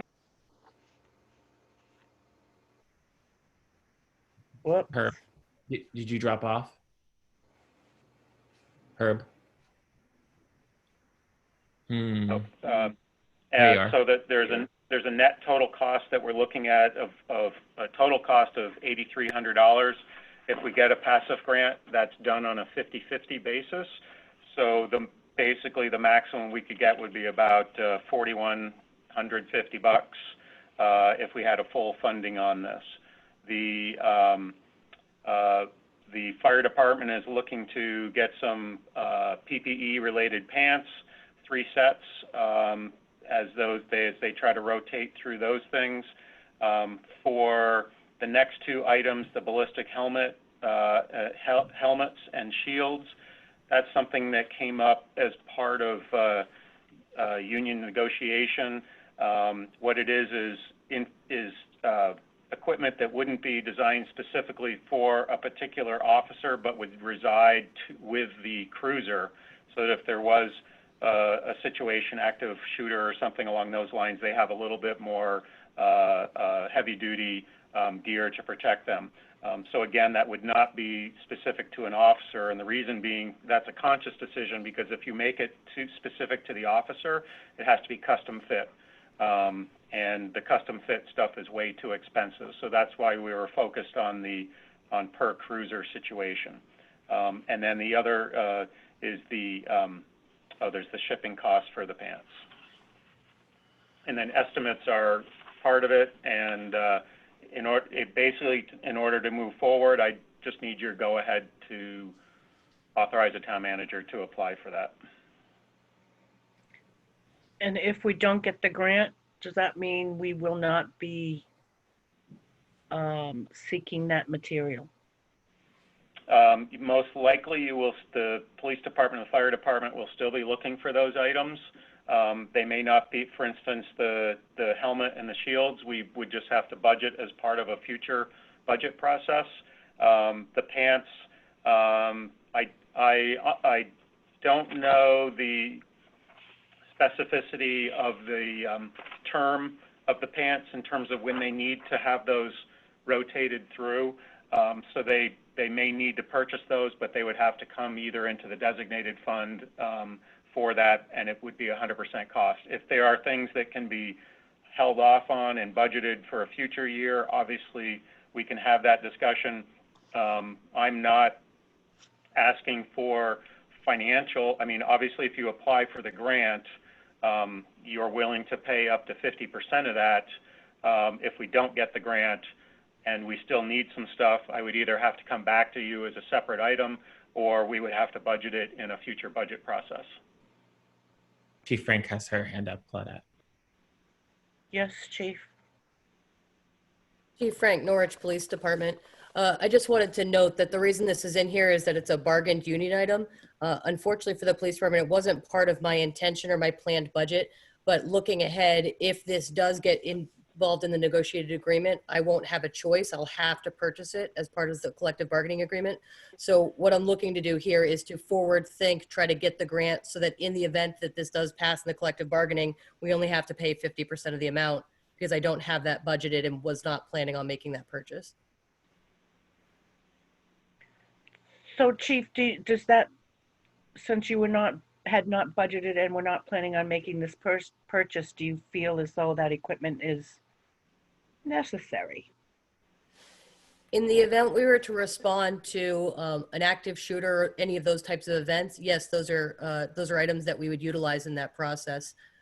Again, it wasn't part of my original budgeting plan, but the negotiated agreement, whether I believe it's useful or not, unfortunately, it doesn't really play into it. I just have to be able to respond from a budget cycle. So I'm trying to pre-plan and get a grant in the event that it does pass. So we only have to pay 50% of the total. Roger? Well, it seems like if it's a bargained union item, it seems like a moot point. But I mean, I read the manufacturer's description of this equipment, and it was described as tactical, and the helmet was compared to a U.S. military grade helmet. And so obviously my question is, in what circumstances or what police tactics would involve a shield like this or a helmet that is compared to the U.S. military?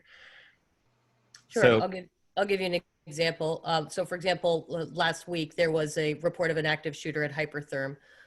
We all count on each other from surrounding agencies to be able to respond to each of these different incidents and events.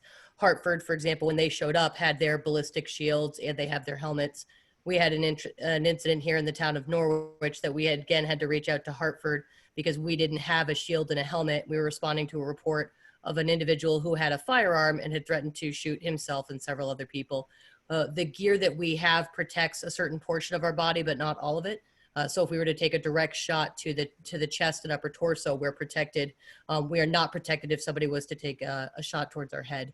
So it's standard equipment now in police departments through in the event you have to respond to any sort of a shooting incident.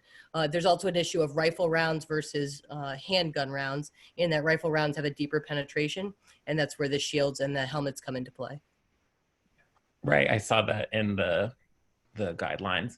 And so just to be clear, this was equipment that your department hadn't had previously up until this point?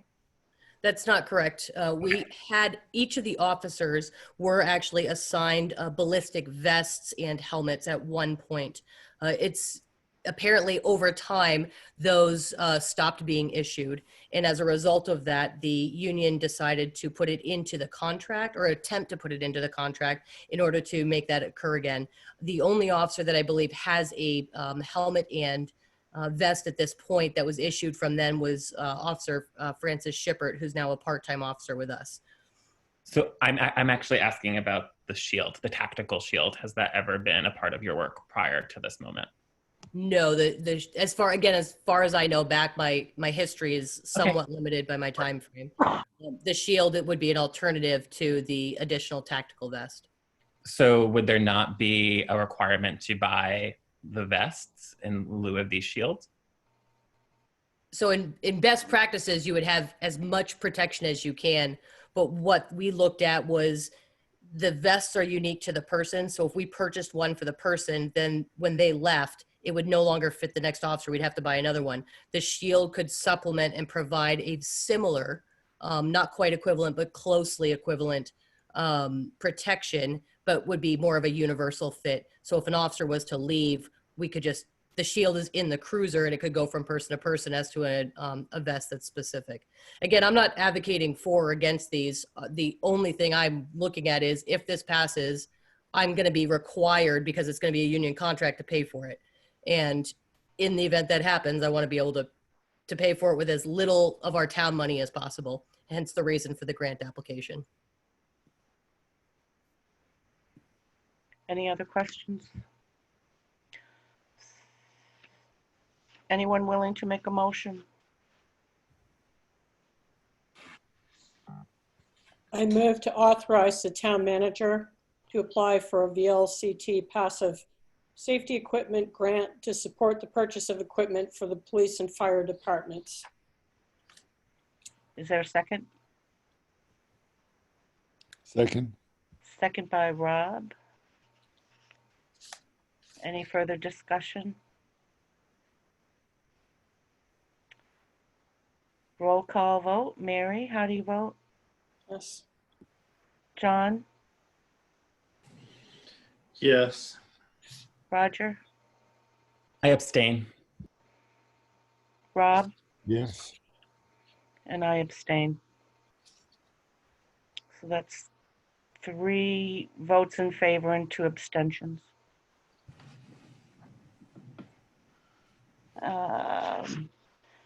Herb, also under your section is There's the local emergency plan.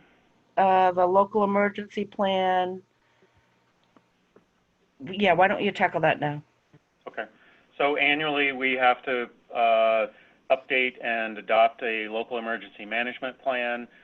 We do the short form, which is the minimum that we need to deal with. So in your packet was the update to that, and would be looking for you to essentially authorize me to sign on behalf of the town in the various areas to get this sent off to the state. Anyone willing to? This is a piece that plays into ability to get FEMA funding as well. Anyone willing to make a motion? I move to approve the local emergency management plan as updated, and to authorize the town manager to sign the document on behalf of the select board as applicable. Is there a second? Second. Any further discussion?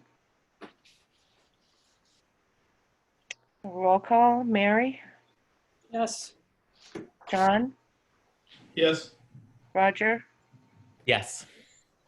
Rob, Yes. and Brochu's a yes. Thank you. And then lastly, you did approve the warrants, which had the separate warrant for the, repair of truck number 4, which was $24,189.22. I just put this item here if you didn't feel comfortable enough that if you wanted to make a separate motion because it's a designated fund expenditure, I just wanted to make sure that you knew that you had adopted that as part of the, through the consent agenda and the AP warrants. If not, I put this on here so that you would be able to further ratify your decision.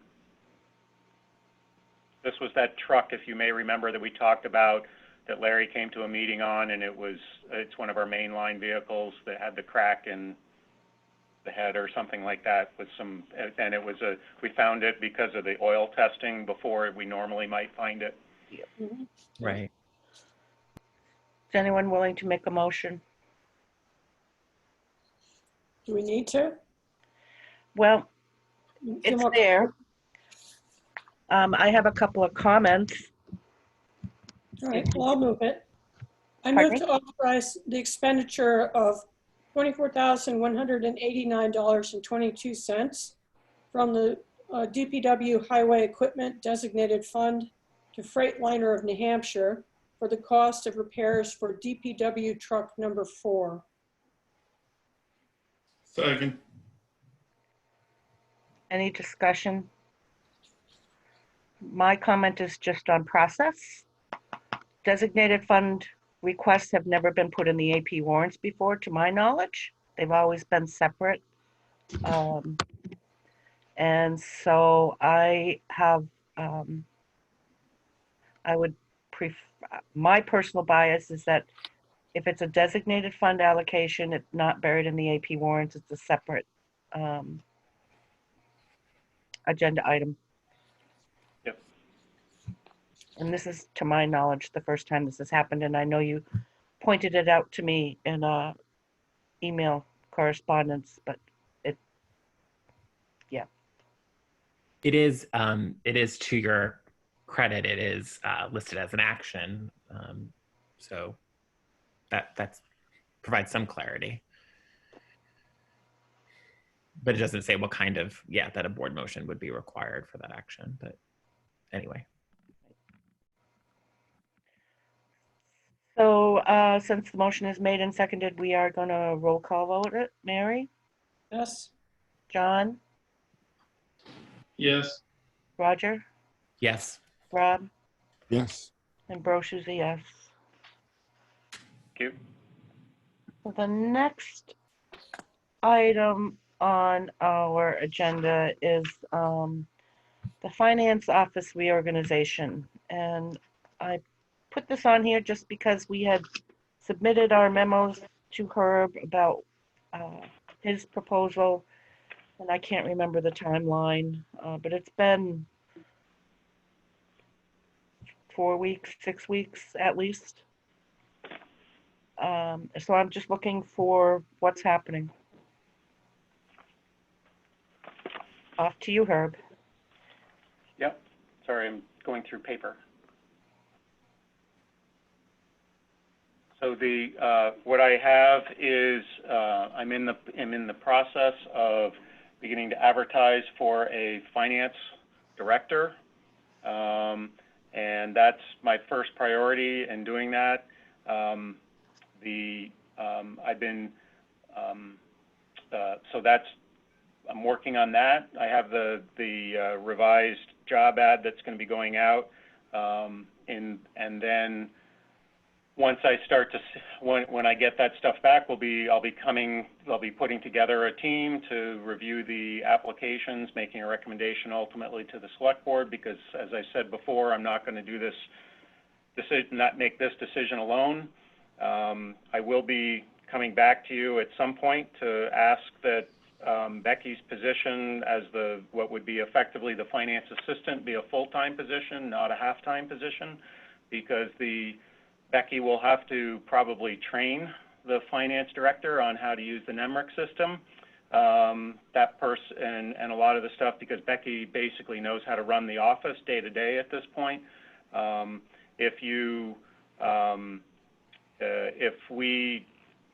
I would probably have to say if that position stays currently at a half-time position as it's historically been, my guess is that Becky would probably leave the position. I think at this point she's an invaluable resource to the town, knows the systems, knows NEMRIC, is a quick study, and would be an extremely invaluable asset for the continuance of the town in terms of the finance department. But right now I'm working on getting the finance director position advertised. I've purposely been holding off a little bit with the idea of trying to save some money, given the situation that we've had budget-wise with the winter operations, by getting the March and April figures started to look. That's a much better picture of where we sit with regard to the year. I'm feeling more comfortable that we can bring on a finance director without totally overburdening the budget for the year, especially coming into a new fiscal year where we have no idea where we're going to be. Mary? Are you seeing this in any kind of a time frame, like a couple of months or something like that? What I see happening is getting applications in before the end of May with the idea of starting up an interview process, and then having hopefully no later than the beginning to middle of June, having an offer out there. Okay, thank you. Rob? And unless you change the salary, it will be related to whatever the stepping grade is, which is I don't have it open in front of me, but it was basically the low to mid 60s. Rob, you had a question?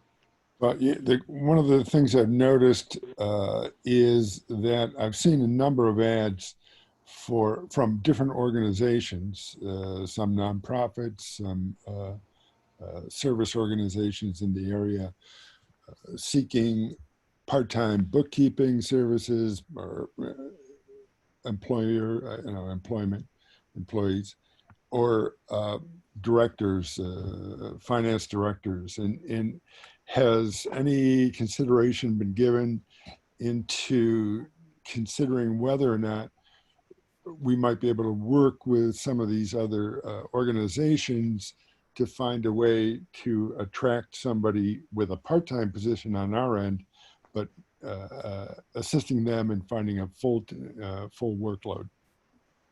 That idea has been floated before this board, and this board is intent on having a full-time finance director because of the situation we've been in financially, and with the idea also of lending the town manager the support that he needs for finances. Well, from the other standpoint of the assistant, if the assistant's position is being locked into a part-time position and Becky needs a full-time job, if there were a way to coordinate somebody in that assistant position having opportunities elsewhere also. Yep. There are plenty of folks that are out there that probably would be happy to work a part-time position in the finance office. The concern that I have right now is retraining. I have a person that works very effectively in there right now and would hate to lose that expertise, especially since we spent a considerable amount of funding under a bulk time contract with NEMRIC to train her. That would be a waste of money. Roger, you had a question? Yeah, and I think that was really smart to reiterate that what I just heard is, like, I want to support, right? That I think this board definitely wants a full-time finance director, as you just said in your comment to Rob. And then I think it's smart to utilize Becky not only for like the skills that she has and has brought to this team, But because we have invested substantially in a bulk agreement, I think that's smart to point out. But I just want to be clear, do you foresee, because you did mention the salary step and grade for this finance director, and obviously we have talked in the past about whether that needs to increase. I'm also hearing that it's very likely you'll ask the assistant position to be full-time with additional increases accordingly. So in terms of Mary's question about process and timeline, I would be curious about these two questions, like the budgeting stuff. I think rather than the hiring be collaborative, I would like to kind of weigh in on a job description and leave it to you to obviously follow whatever hiring process you do. But I would be curious to be in on a job description process. And then the only other thing I would be curious to be a part of is the budgeting of these positions and having a real collaborative conversation on what that looks like, particularly as we head into, reconciling with COVID, right? And what our financial responsibility needs to be, but also while being committed to the vision of this department.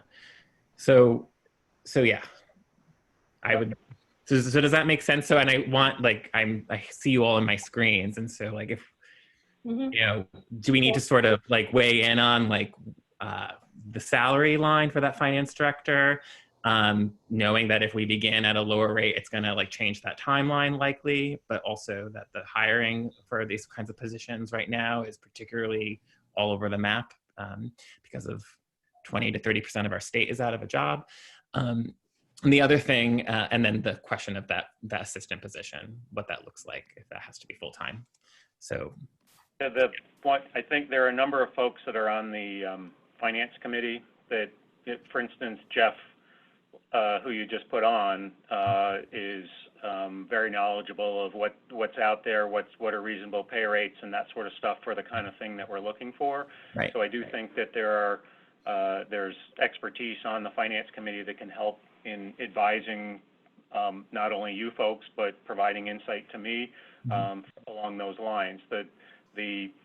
The caution to the wind, for lack of a better term, with regard to the salary side of stuff is that the town, with a past select board, established, the salary pay scale and the particular levels that people are at.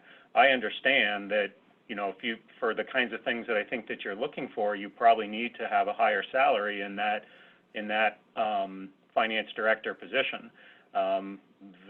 What stands to ask yourselves the question is, does that mean that you're opening up the door for the need to re-examine that whole pay schedule as a whole, or you've got to make some kind of an exception to the rule with regard to that, for the sake of not a good finance director, but more at the level that you're looking to, you're going to get a better person, generally speaking, if you raise that up a little bit. Yeah, that was well said, and that's a significant question that I'm not sure where everyone is right now, and if we need to be there right now. Right. So I don't have to ask that rhetorically. Maybe I could ask that to all of your faces in my Zoom screen, if I may, Clay. That may be something that you hire. You could hire maybe a finance director with a caveat that, hey, this is what your hiring salary is going to be. But once we get through another budget season, we can bump it up to the level that is more applicable. But that person's going to have to work a time in a situation, because you don't have the budget to probably get up there. And if I'm talking to you about trying to get that part-timer as a full-time in that position, again, similarly, there's another budget season that has to be gone through to probably address all issues. So I think we'll just want to keep talking about this. When you make a move, I think we need to know about it. Yep. But in the meantime, I'm moving forward with advertising, with solicitation for a finance director. Yep. Sounds good to me.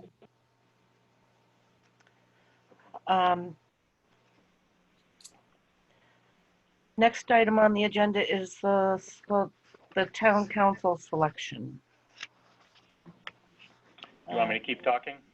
How about we make a motion first and then we'll, Okay. oh, except we don't have a firm until we can't, the motion includes the firm, so yes, keep talking, Herb.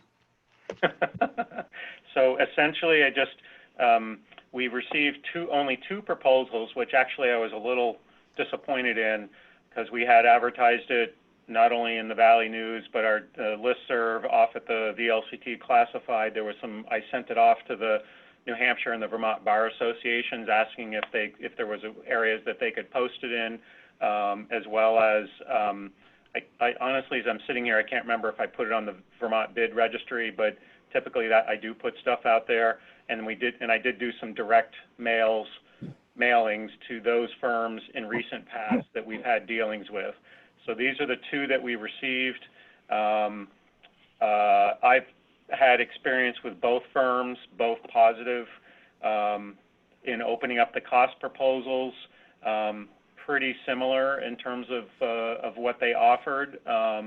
The McNeil, Leddy, and Sheehan is slightly more expensive for the main individuals that we would be dealing with on an hourly basis, but not that much more than Stitzel and Page, and then both, for instance, charge 50% rate for the travel time that if they have to come down to Norwich from their main offices, because both firms, their main offices are in the Burlington area. And I know that I provided copies to John Langus in advance to review the proposals, and he actually helped me greatly with the RFP that went out, because I wanted to make, with a legal mind, I wanted to make sure I was hitting the bases. Well, I might not have done a good job, and that's why we only got 2 offers. But I would say that of the 2, I mean, there is a slight cost difference, but for me, the biggest difference was that McNeil is, I believe, regular counsel to VLCT, which leads me to prefer the other firm. We get advice from VLCT on a regular basis. It's possible that there would be circumstances where we would take a position that's different from what VLCT is advising. They have certainly a track record that's well established of offering very conservative advice. They quite clearly have a driving philosophy of making sure they're never wrong, and so they tend to be very conservative. And so I think we would have the risk, if we had the same law firm advising us, that they would never feel comfortable giving us advice that was different from what VLCT was giving. So you could look at it negatively in that way. You could look at it positively in that we're kind of getting McNeil's advice for free, or for what we're already paying for our relationship with VLCT. And by having a different firm as our regular counsel, to the extent that we're getting advice on an issue that's covered by that organization, we get a second opinion. So that was sort of, I thought they both looked very well qualified. I was kind of surprised that we didn't have any of our local firms. Maybe that's typical, that they just don't like to represent right in their backyard. I don't know. I was a little surprised by that. But I thought both firms looked qualified. That was really the tipping item for me personally. Mary? I like the Stitzel, Page, and Fletcher presentation better. I thought it was well written, and it also outlined the different categories of law that they deal with. Also, that they mainly focus on the municipal, not on other business law. So I just thought it was a better proposal, and I would want to go in that direction. Any other select board comments? So is someone willing to make a motion? Yes. I would move to select the firm of Stitzel, Page, and Fletcher to serve as Norwich Town Council for the purposes of general municipal attorney services. Second. So motion made by Mary, seconded by John. If there's no further discussion, we'll do roll call. Mary, Yes?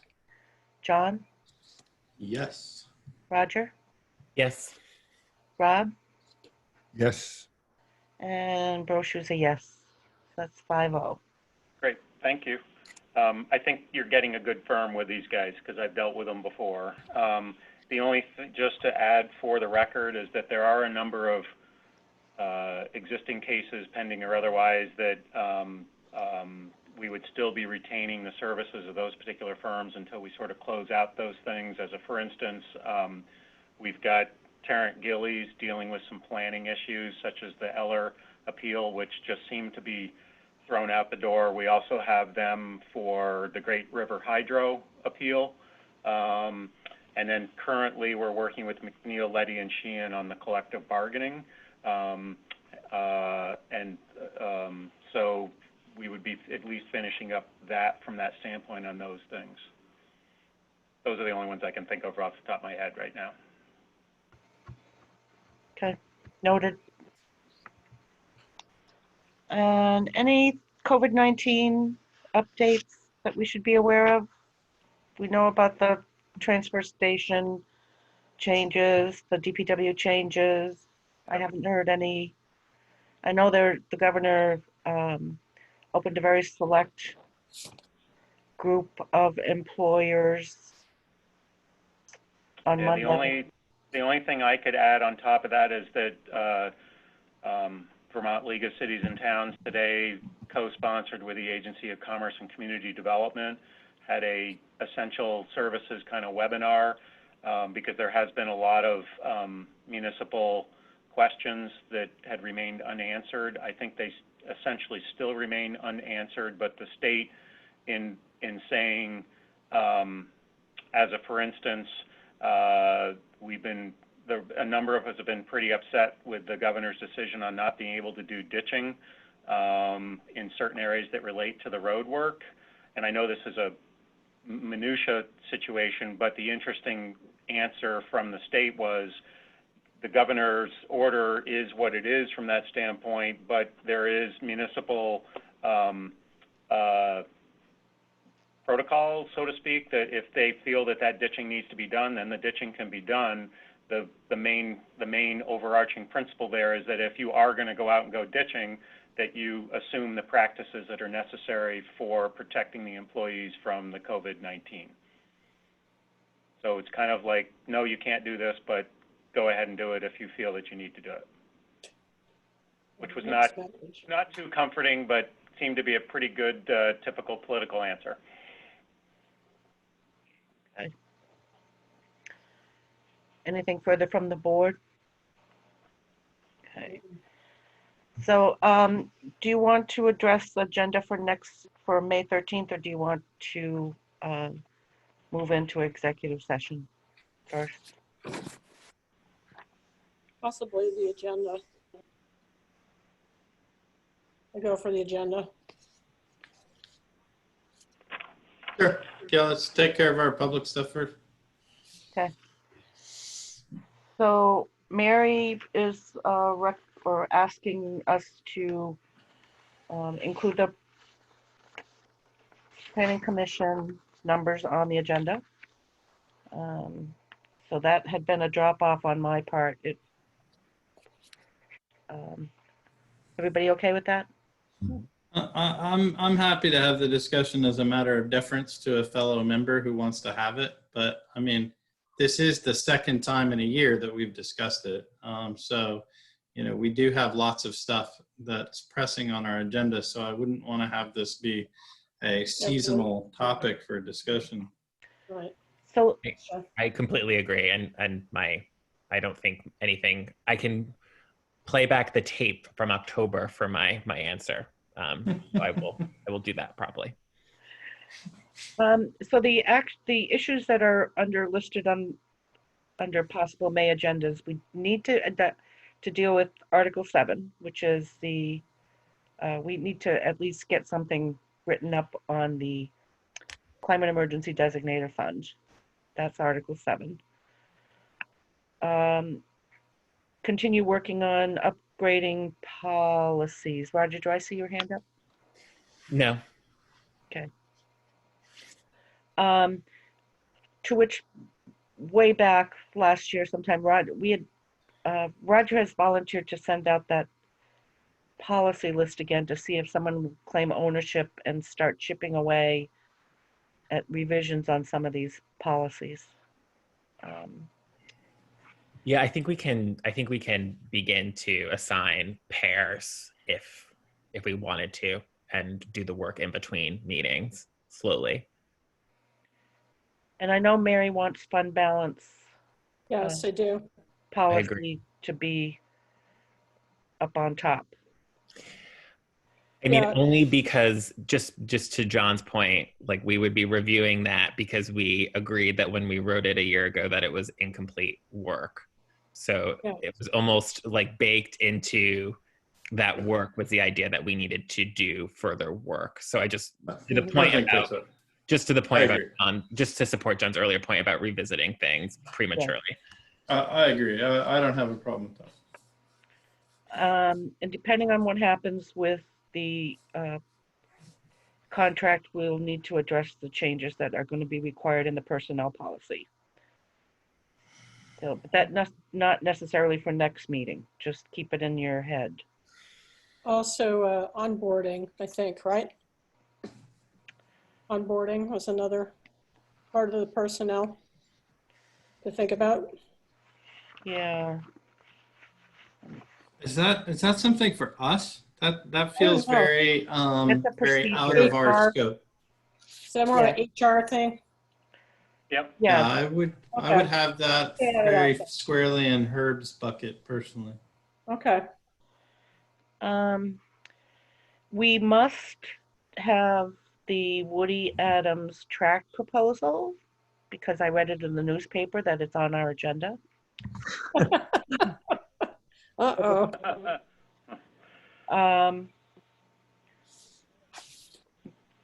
Bonnie has asked us to discuss the dog fine issue.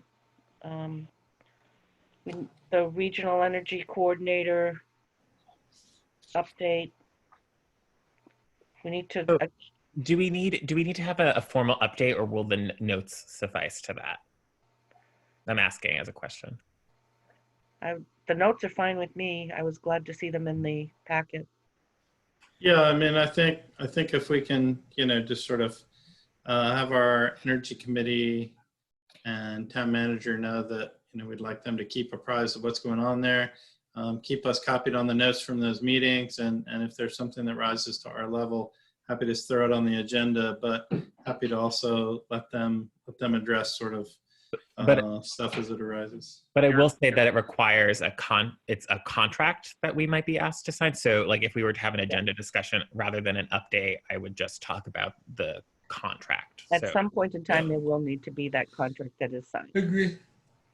Rod's going to be putting together some information because the interim group is basically getting to the point where you folks are going to need to appoint a formal person to whatever group is being formed formally.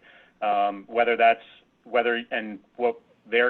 Linda and Rod will be looking for as feedback is whether you guys want a board member serving in that capacity or a general member of the public.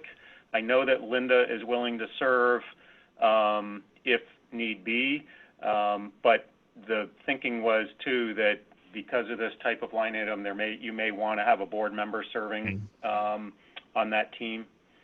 But that's where they're getting to the point where they do need some actual action from you as a board. When they get to us, they can let us know. We'll add it. Yep. Right. Yeah, and I think that's Rod and Linda are going to prepare something for your folks' action. But that's where a conversation I had with Rod and Linda just a day or two ago. Okay. And left over from tonight, the Tiger Town Road, Beaver Meadow scoping. Yep.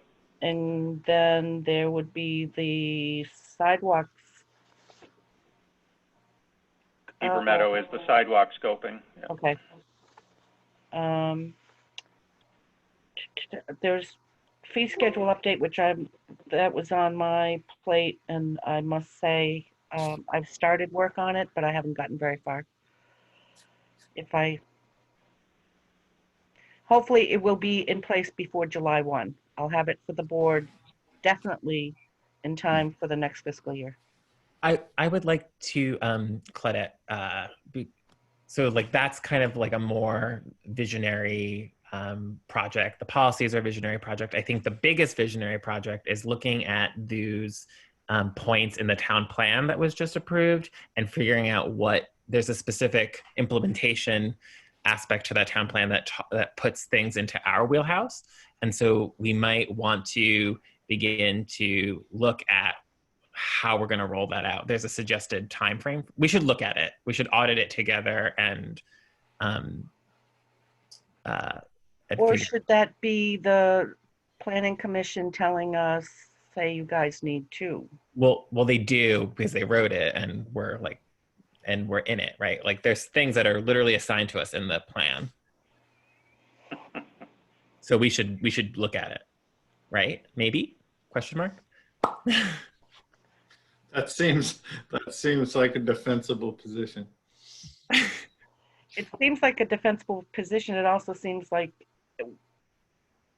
it's going to, I personally I don't recall what was going to be added to the select board plate, but we'll need to look at it and prioritize for sure. Mm.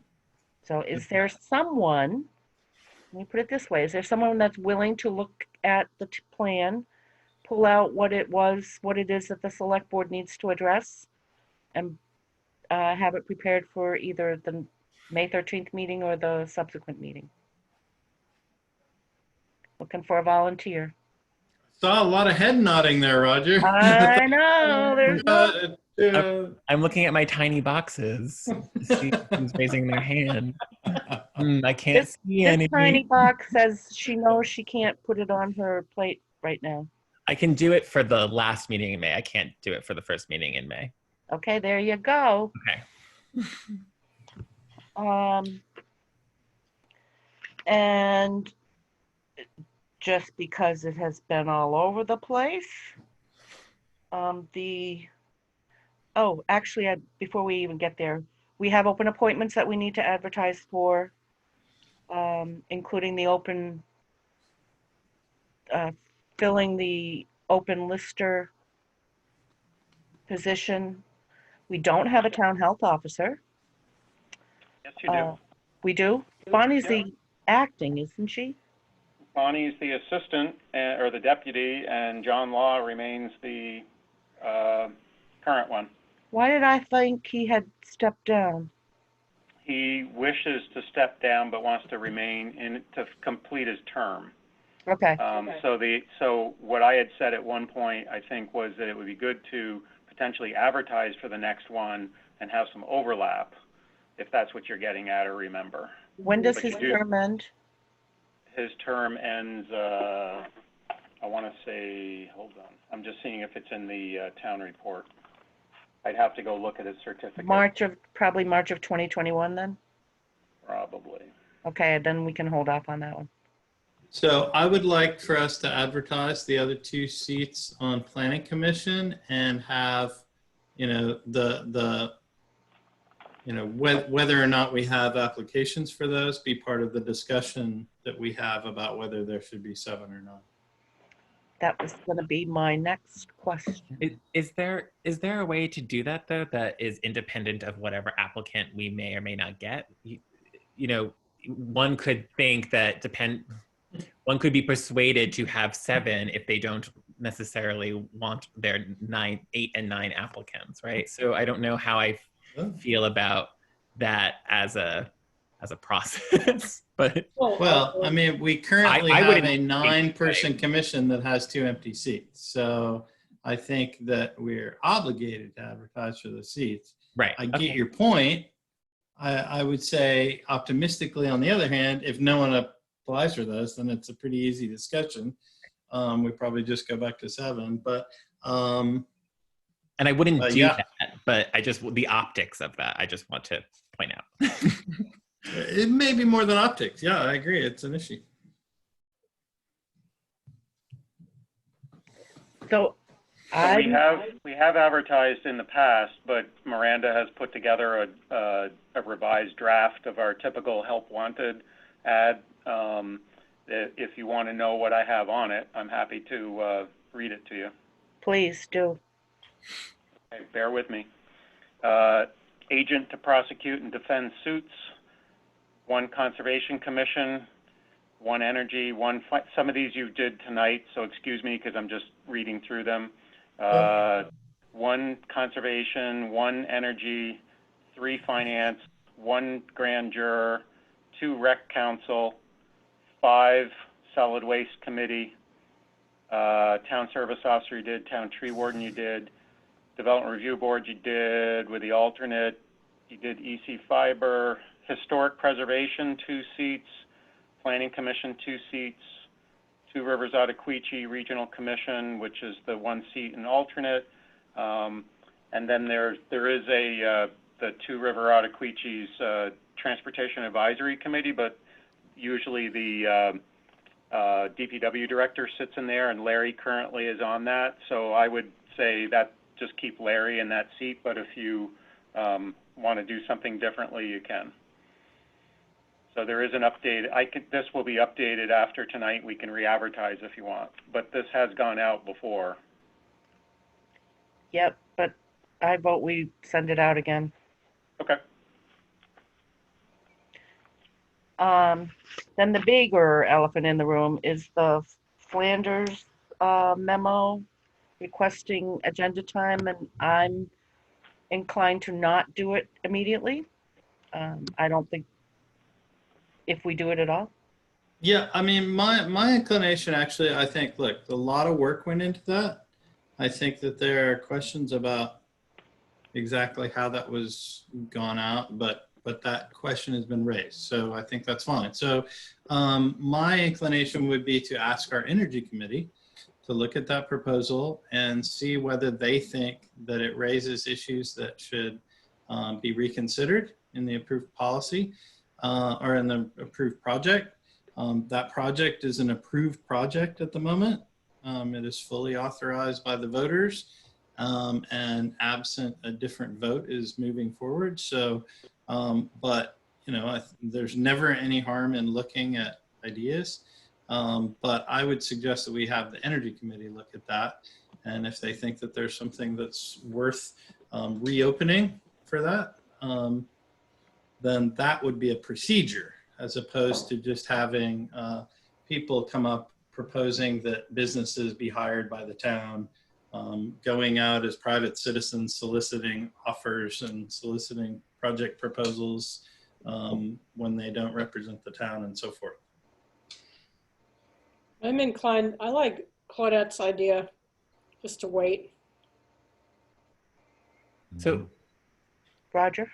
So I think I think it's smart to think about a procedure, right? And I think it's smart to, like, the energy committee is, they're here to advise us. And so it would make sense that they would advise us on an energy related proposal. I think unfortunately our entrusted volunteers of the energy committee are now in a politicized situation, and I do not want to put them into that space personally.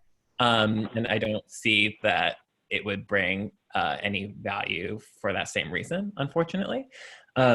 So my thinking, but I also do not, I feel very confident that I do not, and you know, I hesitate to say this, but I think we should make I statements.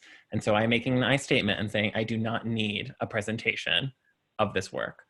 I'm looking at the camera, but I would absolutely welcome correspondence in any form, and I will read it as I do every consent agenda, and any of my colleagues are welcome to pull it out for a discussion. But that is how I feel. Mary? Did Rob want to go first, though? You go first. Just that I think this performance contract process with the one firm that responded is so awkward for the town, especially that this town really likes value. I'd like to know that everything has been you know, every rock has been turned over and that it's really been looked at from all angles. So I think there is an uncomfortableness, and I don't really know how to address that when we had one, you know, when we had one firm respond. I do think it's a worthwhile project, and just from hearing about how it would go through, there's a lot of common sense to it. I think it would be a benefit to the town, but I also understand that there is unease about it, and I don't really know how to address that. Rob? I mean, you know, I think it's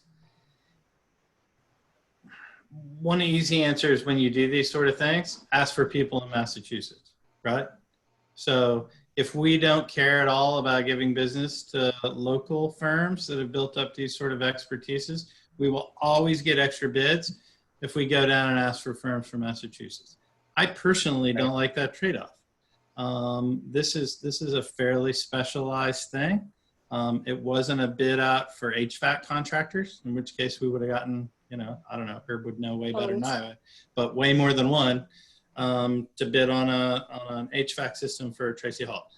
As we've discussed quite detailed, the EEI guys have committed to bid that piece of the project out. So if there's some efficiency to be had in what they were sort of conceiving of broadly, we should see that through that procedure. But this is a fairly rare skill set, what they've developed, this expertise. There's not a lot of it up here. But you know, they seem to be very competent. They seem to make good proposals for us. They seem to be reactive well when we said, okay, well, we don't really want to go that path. What we're really interested in is this other path. And so, you know, we put out an RFQ.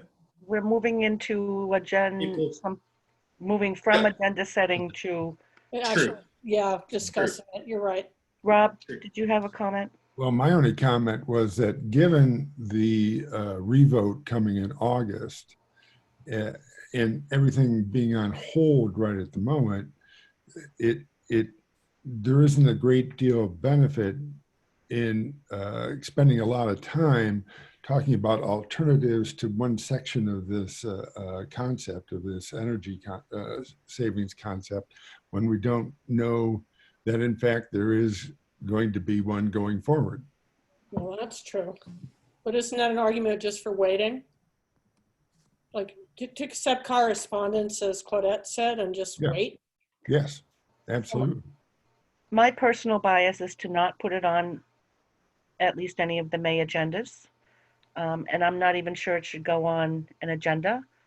I think it could be part of information sharing prior to the revote.